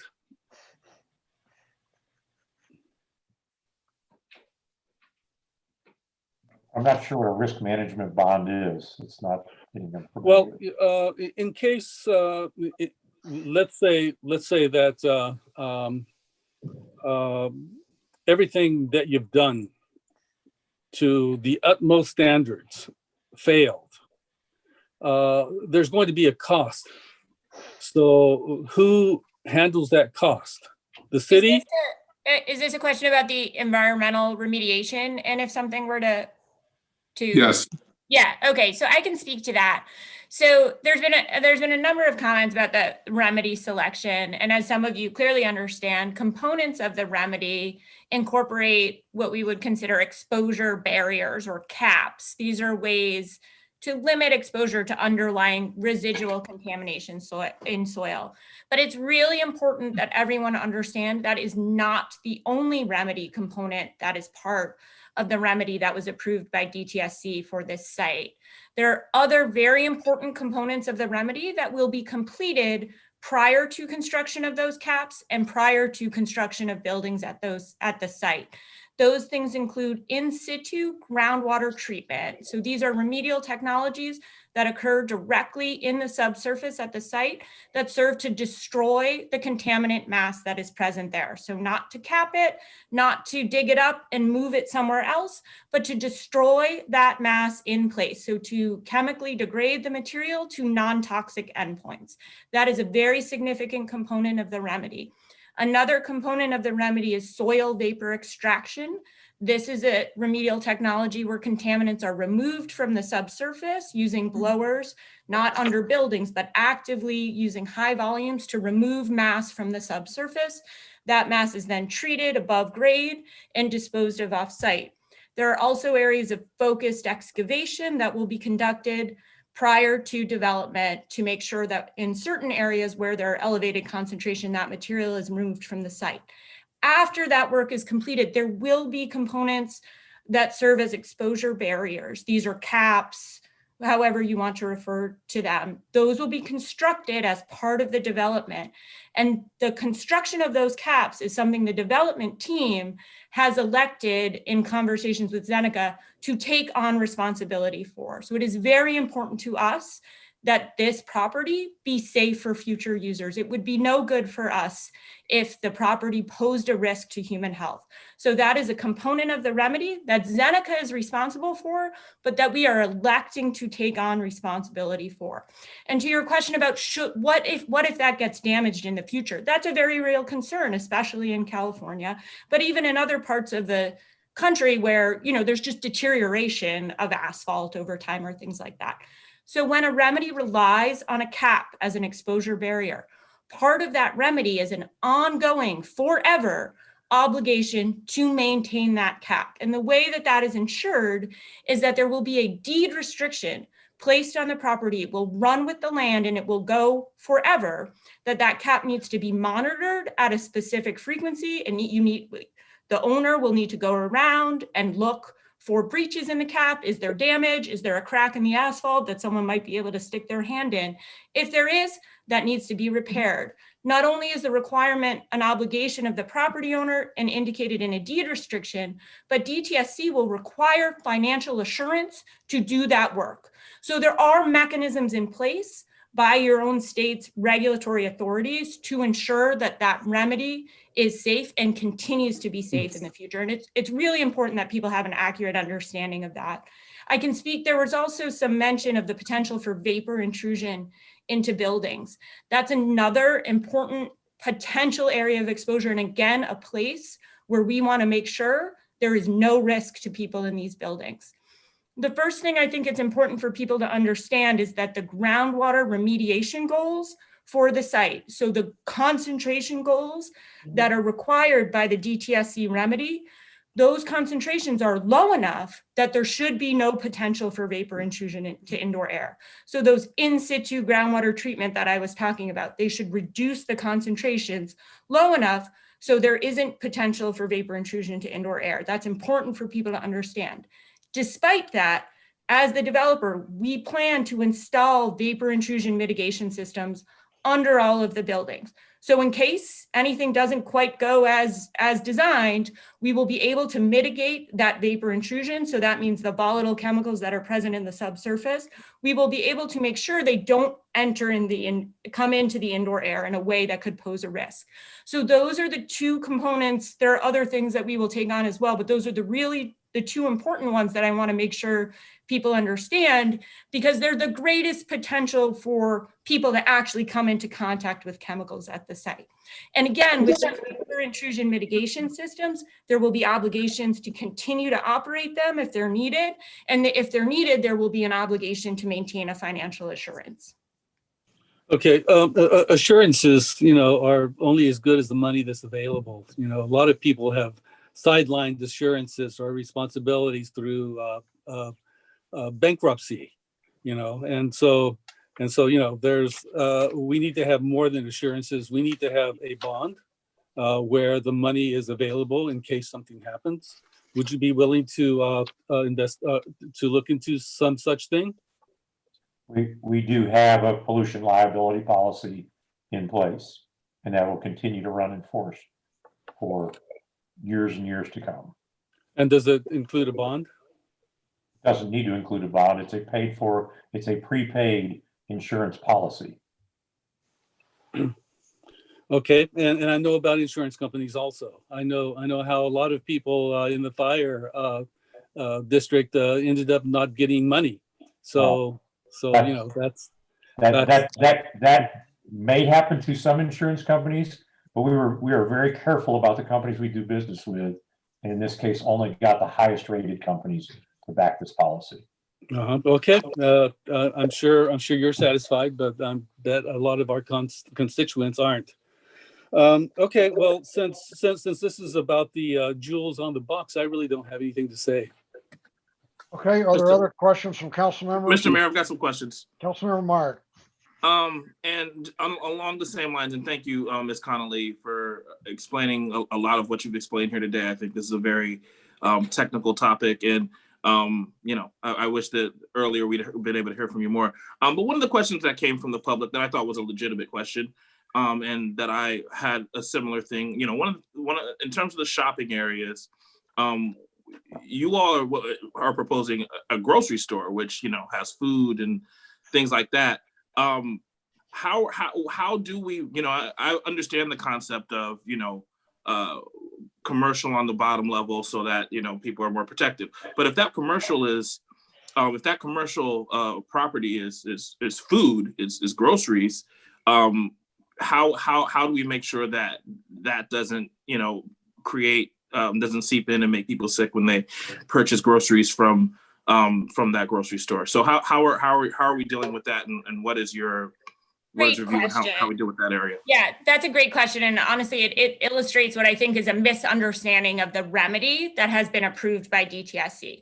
So there is not a prohibition of residential use on the first floor of buildings at this property. So as I mentioned before, and I can speak to it more directly here, is that the remedial objective for this site and the remedy that was approved by DTSC allows for residential use of this property. It does not only allow for residential use on the second floor, it allows for residential use as long as the other remedies are completed. So the concentrations that will be allowable in the groundwater, that are the goal for that groundwater remedy, are appropriate for residential use, not residential use on the second floor, residential use on the first floor. If the development turns out that there's commercial use on the first floor, that may be part of how the buildings are used, but the cleanup standard is to be protective of residential use. So I just want to make sure that's not misunderstood. It's not like it's one standard on the first floor and a different standard on the second floor.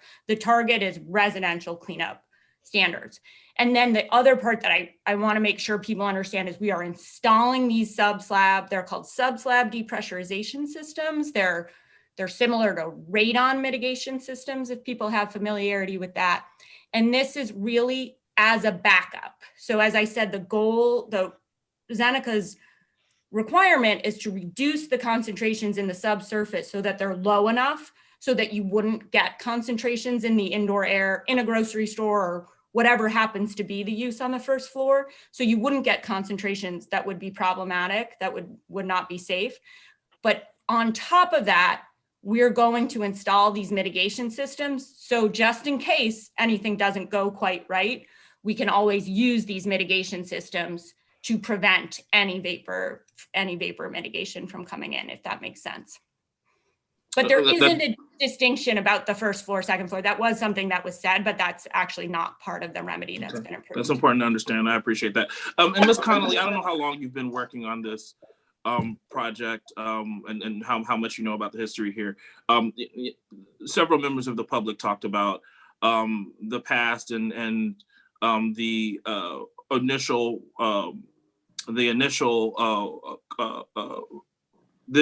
wanting of it to be cleaned up to a certain degree. Now, me personally, I'll say flat out, I'm the type of person that, if I have an opinion and then I hear new information, I'll change my opinion. I don't think that that's something that people should be ashamed of. When I learned about the process for that full cleanup, and I'm not talking about financially, so please don't bring up finances, but I'm wondering if you could talk about the logistics that would go into cleaning up to I think it was 6 was the option. Yes. What would be the logistics of that, and what would be potential concerns that could impact the community, impact community health in the process of excavating and then transporting tens of thousands of truckloads of toxic material? Can you talk a little bit about what that process would be like if we were going in that direction? Absolutely. Yeah. And this is always a balance. And so, just by way of background, just for context for folks. So my academic background is in chemistry and environmental engineering. And then I've been working in the cleanup of contaminated sites for my entire career. And what we look at, and then also specifically in human health risk assessment. So if I get into the weeds on that, apologies, but that is a particular area of focus. But when we're evaluating remedial approaches for these types of sites, the first thing that we do is called a feasibility evaluation. And what you're looking at there are all the different things that contribute to whether a remedy is sort of, what are its benefits, what are its costs, both financial costs, but also other costs like impact to the community and things like that. And usually what you see, which is exactly what it sounds like some people are quite familiar with what was done at this site, is you look at different alternatives. So what if in alternative 6, you excavate the entire site, almost, and transport the material off-site, versus what if you excavate some of it, do some in situ treatment, and cap the remainder, which is what this alternative 3A is. And you weigh the different benefits and the different costs. Not only are there financial costs that are higher that you mentioned with the complete excavation, but there are significant costs both to the surrounding community, and those have things to do with dust generation. So if you're excavating significant amounts of soil, there's greater potential for dust to be generated and potentially exposing the community during that work. Right? The movement of the soil has the potential to create an exposure that would not exist if that movement were not happening. Then not only the excavation at the site itself, but the transport of that contaminated material through the local community, but then also to wherever it's going. It's very unlikely that there are hazardous waste landfills near to this site, which means this material would have to be transported long distance, likely to another neighborhood or another state even, where that material could be disposed of. So the excavation is not a destruction of mass, it's a relocation of that contaminant mass to another neighborhood. And then during that transport, there's the potential, if an accident or something like that, that there could be exposures along the way. So it's not a zero risk option. In fact, as you're moving this contamination around, you're creating potentials for greater exposure. And you're talking about tens of thousands of truckloads, right? Is my understanding. Do we know the exact number of that?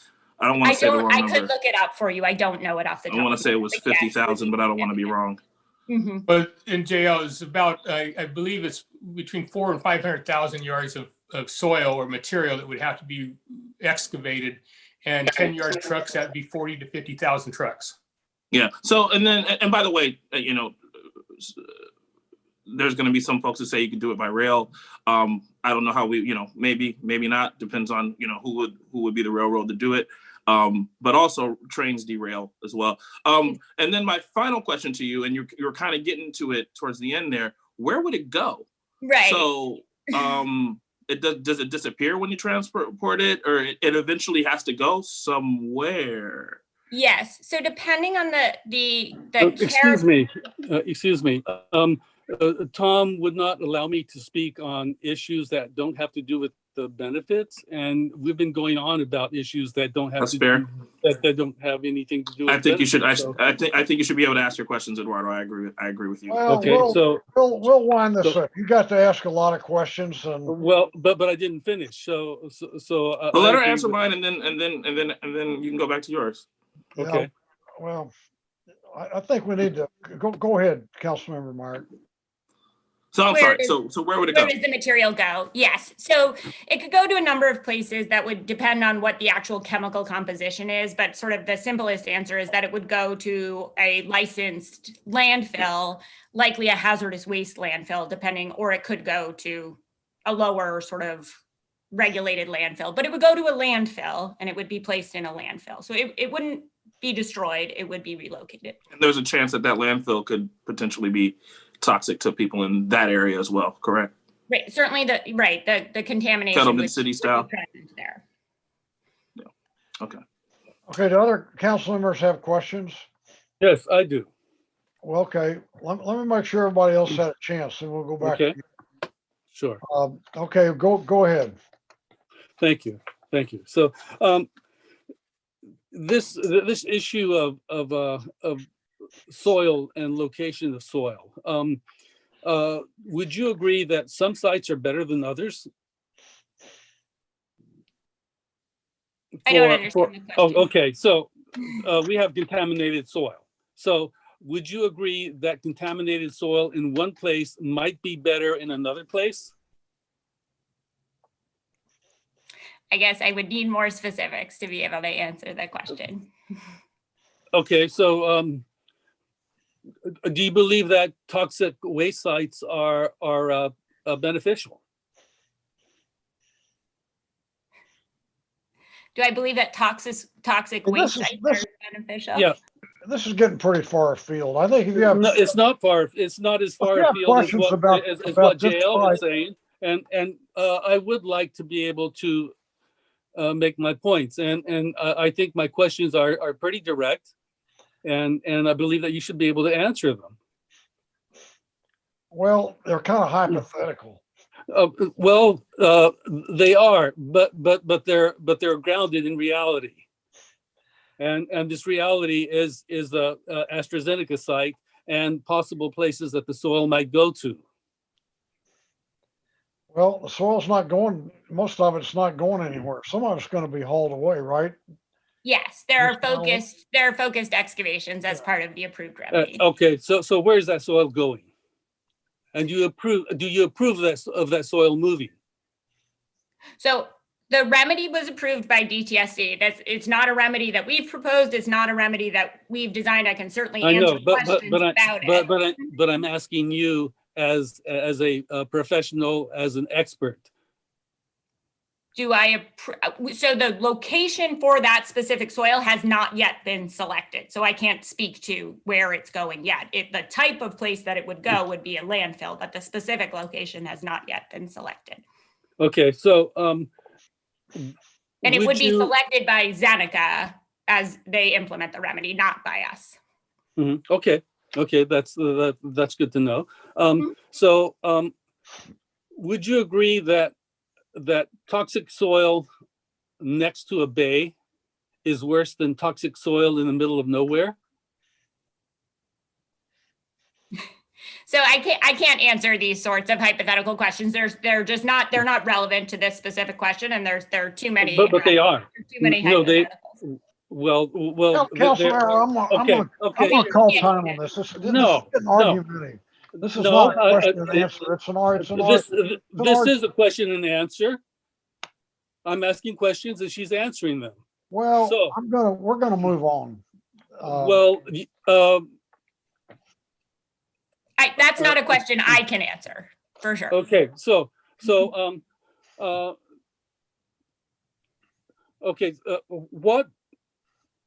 what kind of cleanup are we going to have for the I noticed on the plans there were a couple of toxic disposal ponds, and they're going to become part of the park.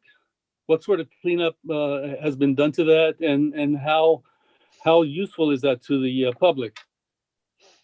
Part of the park. I'm not sure I know what area you're referring to. I can speak to that for a moment. Zeneca has obtained, they have processed remedial action plans and obtained approval from the DTSC for restoration of both the lagoons that require the excavation of some contaminated soil and importing and placing of replacement clean soil that is designed to protect the underlying groundwater. They then had to obtain permits from resource agencies to perform biological restoration and essentially rehabilitate those areas so that they can support wildlife that's native to the area. That work is not done by this project, and that work has been completed by Zeneca. Oh, you're talking about the habitat areas, Pete? Is that what this question is about? Yeah, so those remedies have already been completed. Yeah, and there's public reports that are available about the progress that's been made in those areas.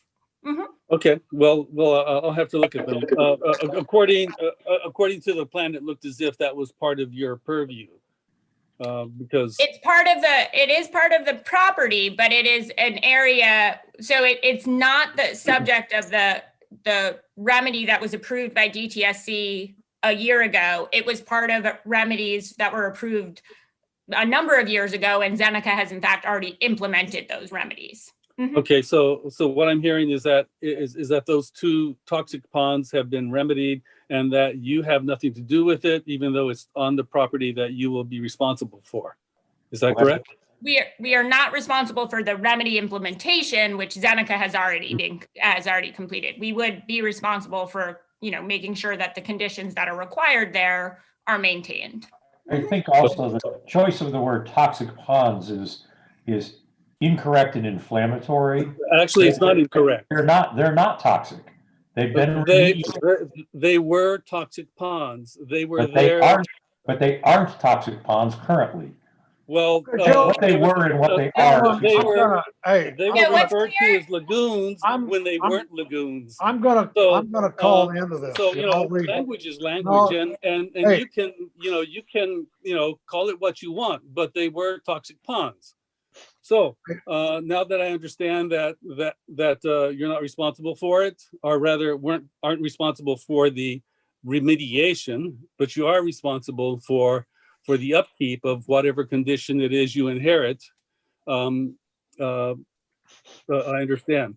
Yep. Okay, so let's go back to the development agreement and the proposed conditions of the agreement, and let's stick to that. You know, I apologize. I'll let this discussion get way off track, and we need to conclude it. And well, I think it's entirely unfair for you to allow JL to have his say and to not let me finish. I let both of you guys get into it, and I think you ask a lot of questions, and I'm going to use my prerogative as the chair to get this back on track and keep it to the items that are listed in the agenda. So anybody else have questions on this? I wanted to correct one thing. One or more of the speakers made a statement somehow to the extent that Bill Lindsay had insisted on a cleanup plan, and that the city council flip-flopped and selected something else. That's not accurate. That is accurate. No, listen, I attended several meetings between the city and DTSC, and the problem was that DTSC at one point was unwilling to adopt a plan that covered the whole property, and that made it safe to do residential development there. They wanted to leave that part open, but we wanted to adopt a specific plan that had residential development in it, and they argued that we didn't have a specific plan. Well, anyway, at the end of the day, we convinced them that yes, we had a specific plan. Yes, it did provide for residential development, and they finally agreed to pursue a plan that allowed residential development on the entire site. That was what that was about. Nobody flip-flopped. Nobody changed their mind. City council didn't flip-flop. We actually held out for a better DTSC cleanup plan approval than they were willing to give originally. So. Okay, well, I'd like to correct your story because the city council passed a resolution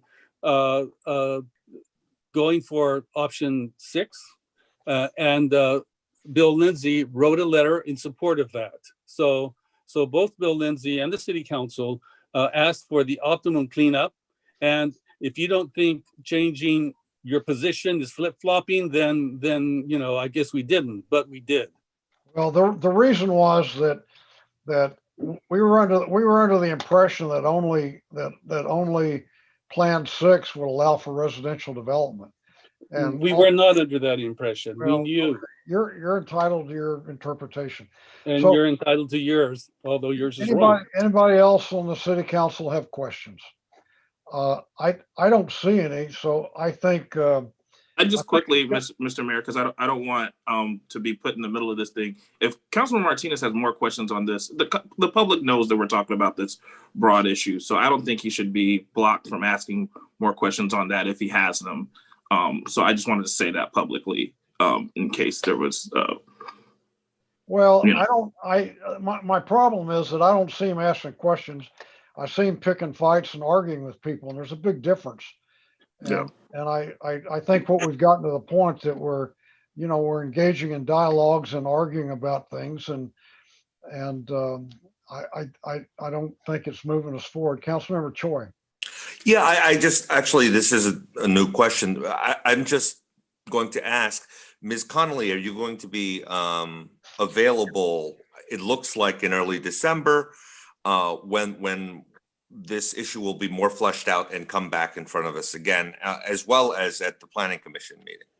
Yes, I can be available to answer any questions. I just think whether or not we, whatever the latitude of the subject matter being covered today, it is pretty off agenda at this point, but it will be, I think it might be a more appropriate place at the Planning Commission and then when it comes back before us.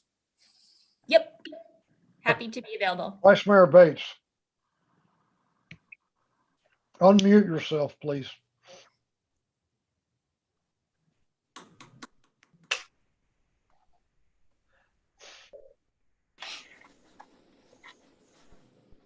Councilmember Bates, Vice Mayor Bates, unmute yourself, please.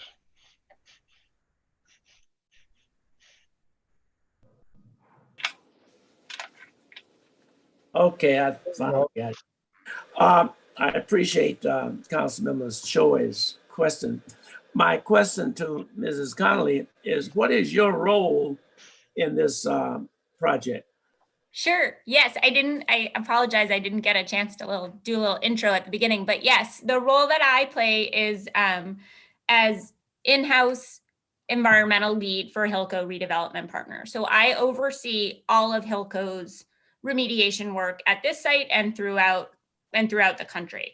So as we've talked about before, Zeneca will be responsible for much of the remedy implementation, but we will need to coordinate very actively with them. And so I will observe that work on behalf of Hilco, and then the portions of the remedy that we take responsibility for and any of the exposure mitigation work that we are electing to construct, that is work that I will oversee.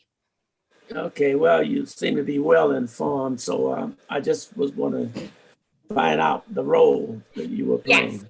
Yes, thank you. This is it's Roberto Perez with Hilco again here. Juliana for us is an anchor, in how we look at these projects.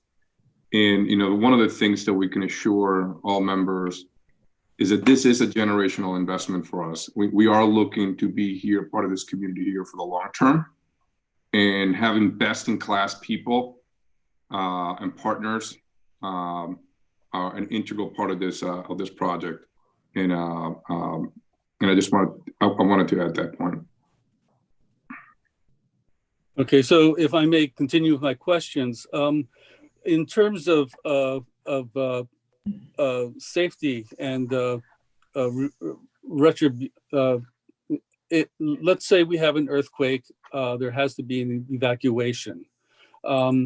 Is there a fund that will pay for the evacuees' housing and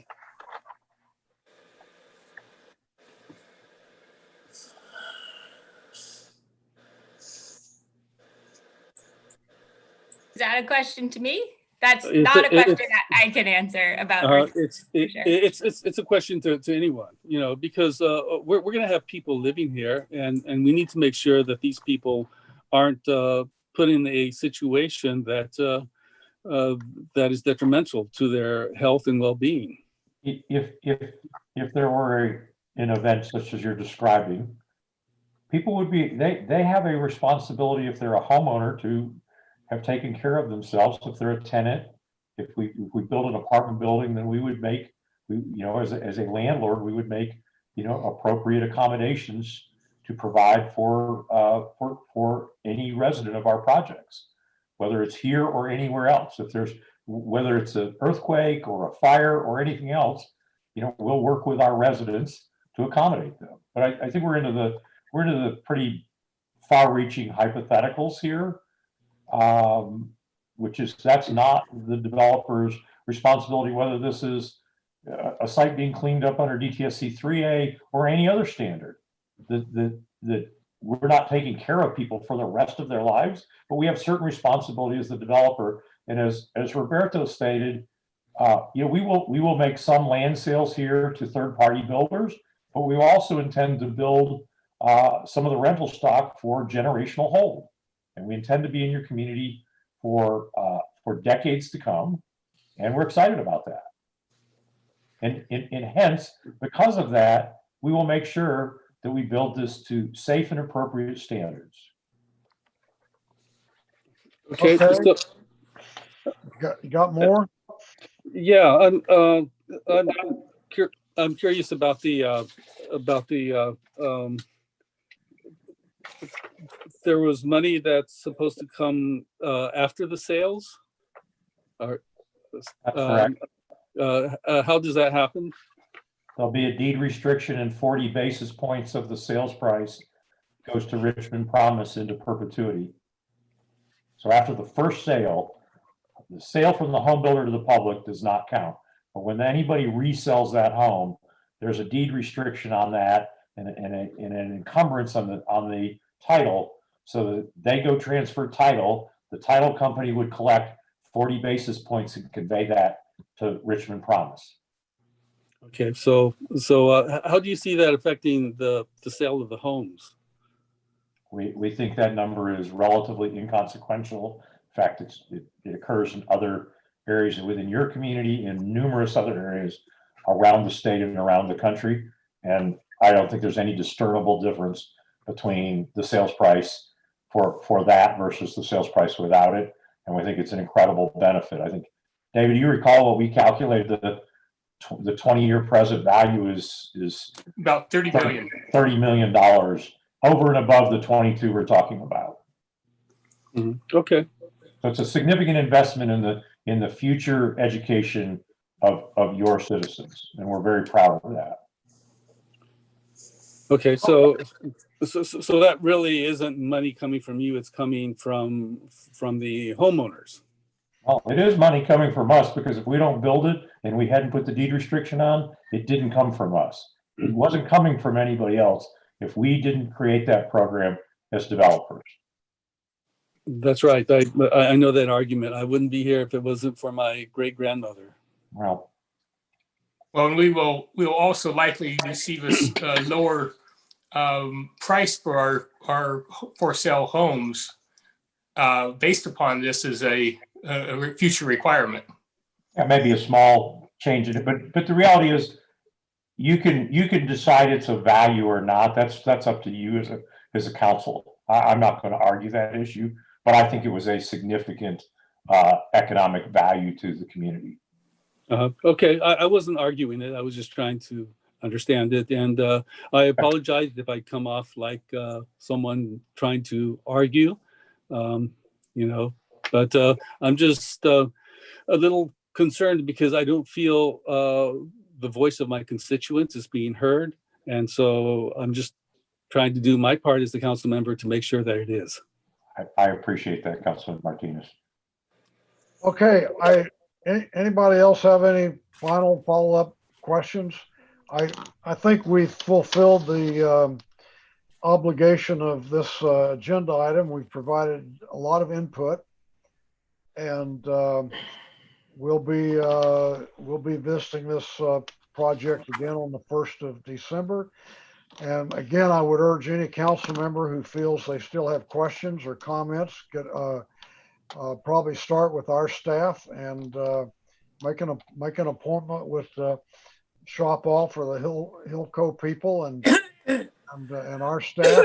They'll get you whatever documents or information you need to study before we take this up the last time. So I think that brings us to the end of this item. And we now have to go back and revisit two consent calendar items. Madam Clerk, so we can call those. Thank you, Mayor Butt and members of the City Council. Yes, thank you. Thank you, Mayor and council members. Okay, item H27 was pulled off the consent calendar by Vice Mayor Bates. Is to approve contract amendment number 3 with Analytical Environmental Services to increase its contract limit by $175,000 for a total contract amount not to exceed $2,675,000 to continue providing on-call professional environmental consulting services. Mr. Mayor? Do you have some specific questions about this, or? Yes, I wanted to make an observation. As long as I've been on this council, I continuously see where the city pays out huge sums of money, 2 million here, $1 million here, 500,000 here. And I think this probably should be referred to the city attorney. I don't understand why we cannot encourage these recipients of large sums of city tax money to provide some financial assistance or donation to a number of our nonprofit organizations. With the COVID-19, all of our 501Cs are really in trouble. And as a result,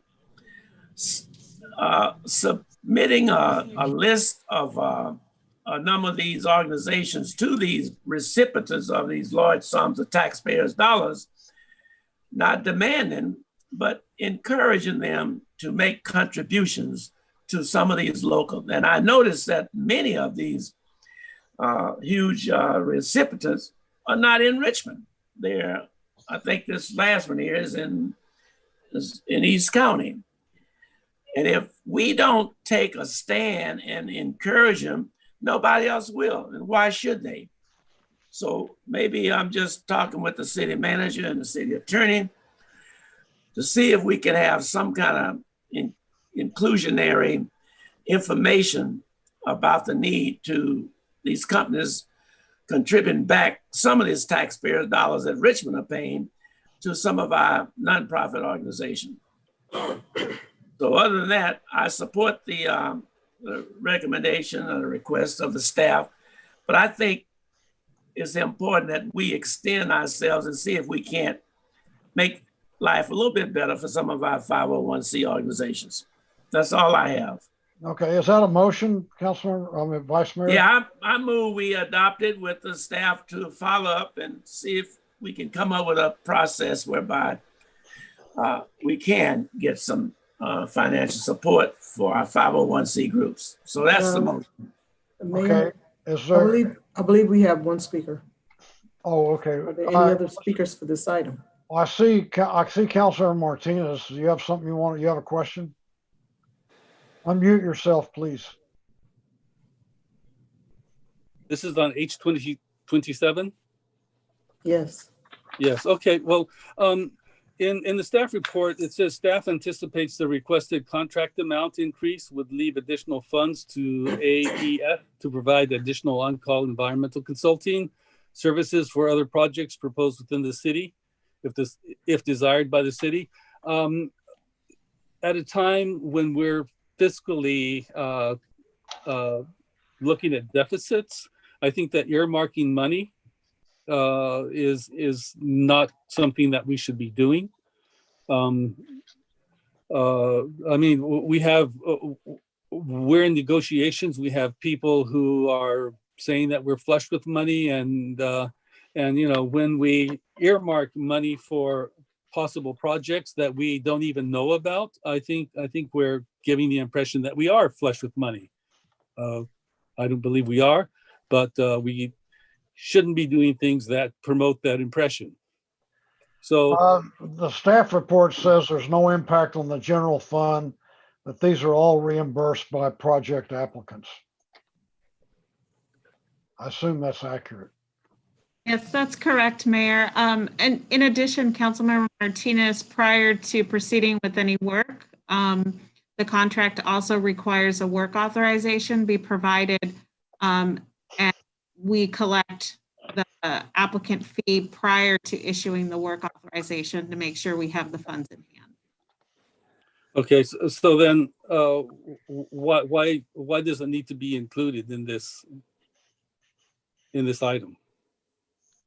So We'd like to keep some additional funds because it's an on-call contract within the contract. So if there's a small project, we can use this on-call consultant to assist us. But again, it requires a work authorization before the work can proceed. And we can't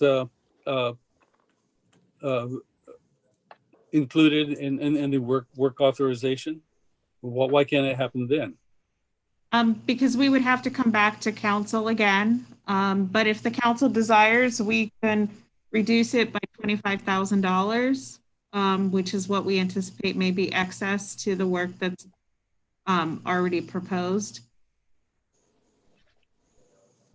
Okay, why don't we hear from the public speaker? You said we have one speaker? Yes.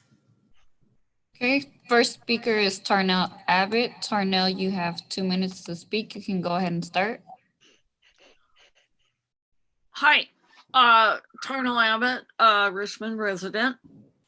I fail to understand why the city would want to retain an entity that has done such an incredibly failed and flawed EIR on Point Malati to be continued forward. I mean, there's so many holes in the Point Malati EIR that this company did that they're being sued. And so why in the hell would you want, I'm sorry, I said a bad word.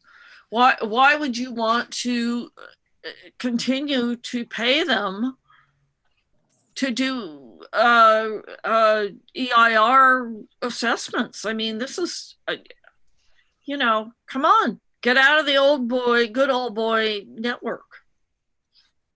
Thank you. Thank you. No more speakers. Okay, now we did have a motion. Is there a second? Second from Johnson. Any further discussion? Let's have a roll call vote, please. Vice Mayor Bates? Yes. Councilmember Choi? Yes. Councilmember Johnson? Yes. Councilmember Martinez? No. Councilmember Myrick? Yes. Councilmember Willis is absent, and Mayor Butt? Yes.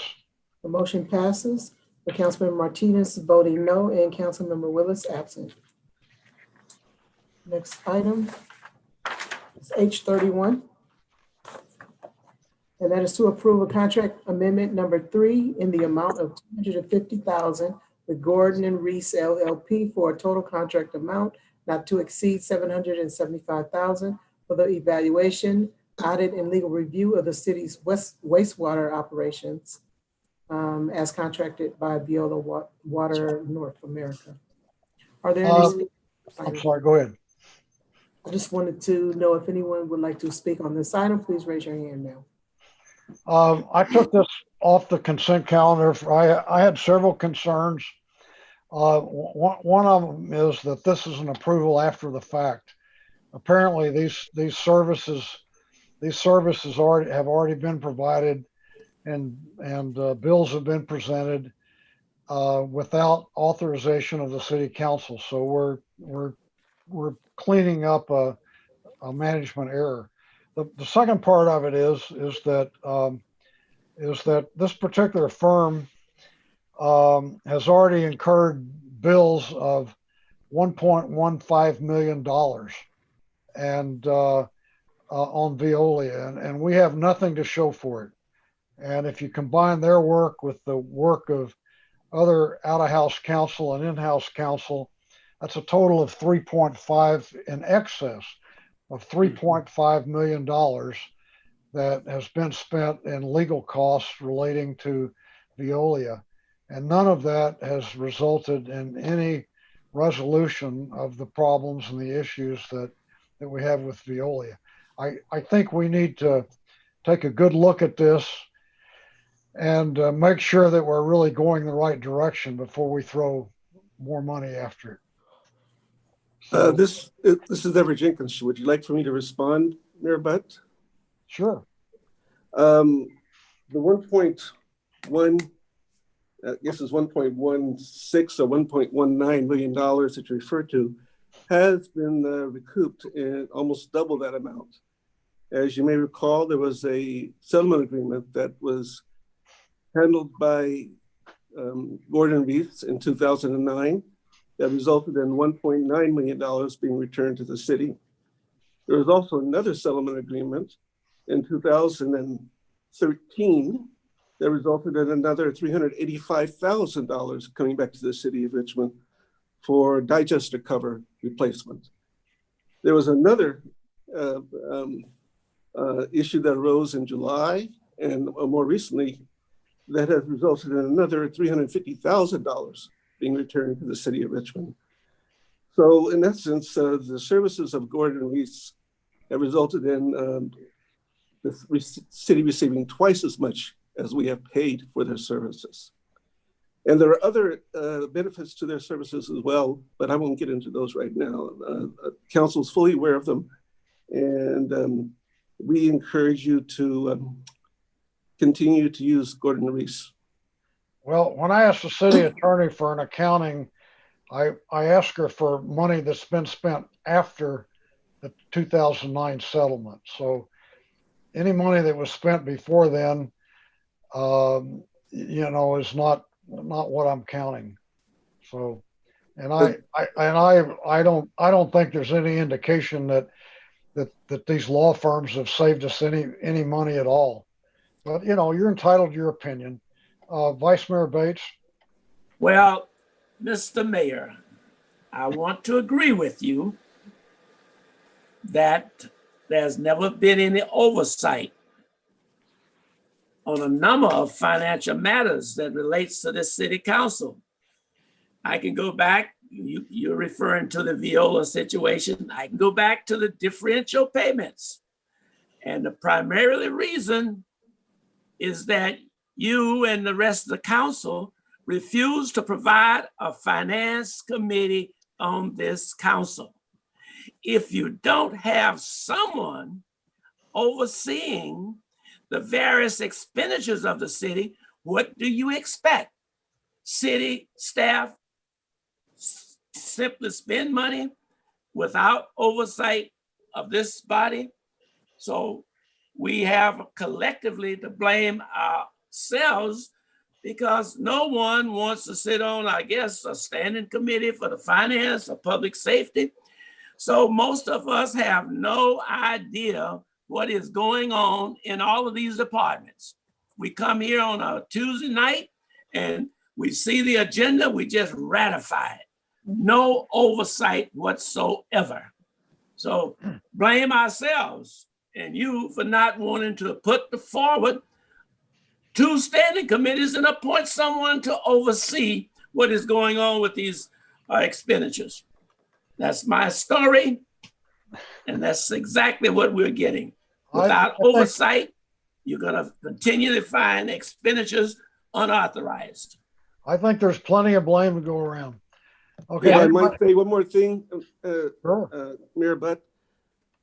Not only have the services of Gordon Reese brought in close to $3 million worth of benefit to the city, but it also has enabled the city to try to stay in compliance with the Baykeeper settlement agreement. They have done yeoman work with regards to making the city able to comply with that agreement. So there has been a benefit, and we have been trying to monitor those costs. We brought to this item to the council earlier, trying to get this resolved. So there is a problem when you have ongoing situation where you're trying to comply with the Baykeeper settlement agreement, and there's additional work that needs to be done, and they are the ones best qualified to do it. So, well, you're entitled to your opinion, but this looks like the biggest job program for attorneys I've ever seen, and the taxpayers of Richmond are supporting it. We need to find something different. Okay. Any other questions or comments on this? Is there a motion? Yeah, I'll move the item, and I'll just say I think we all know the benefit of this and how important it is that we continue to hold. You know, we talk about holding the city accountable, that we're able to hold Veolia accountable and comply with with Baykeeper and all of these things. And, you know, there are aspects of this that I think everyone in the council is aware of that we, you know, but yeah, so this is important. Second. For it. Okay, is there a second? Second. Okay, I'd second. like to make a substitute motion. Okay. And that would be to go ahead and pay what we owe, even though we did not approve it in a timely manner, and to hold over the rest of it until our legal staff has a chance to look over the issues, and for them to present to us, the city council, things that we need to know in order for us to make a decision that's beneficial to the community. Is there a second? I don't hear a second. Motion fails for lack of a second. Madam Clerk, call the roll. Vice Mayor Bates, Yes. Councilmember Choi, Yes. Councilmember Johnson, Yes. Councilmember Martinez, No. Councilmember Myrick, Yes.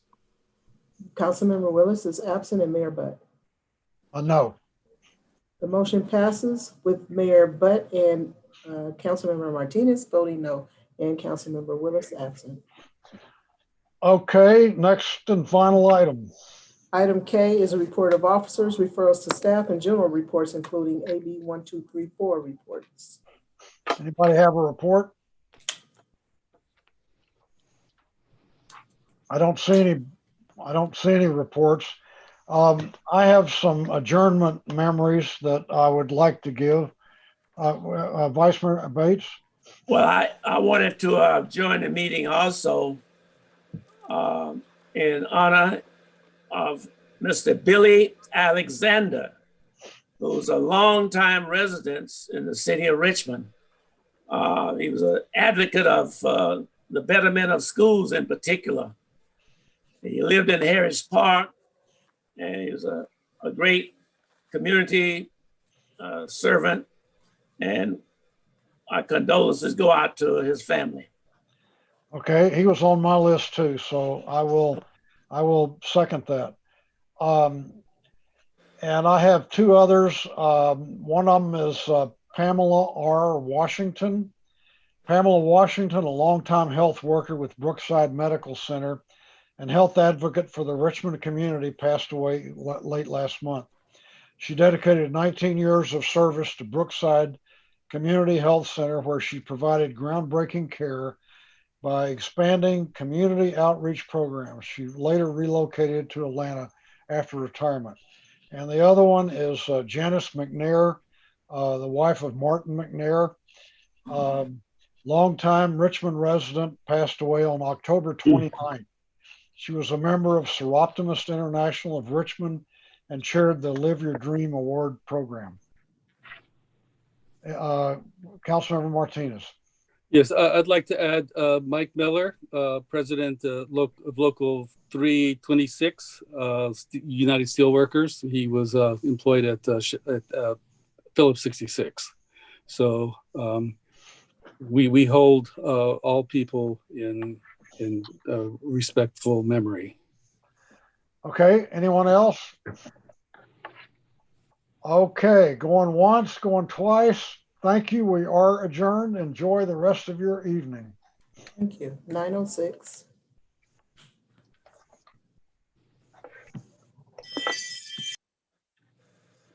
Eduardo, you go home. I am home. Are you inviting me to your home?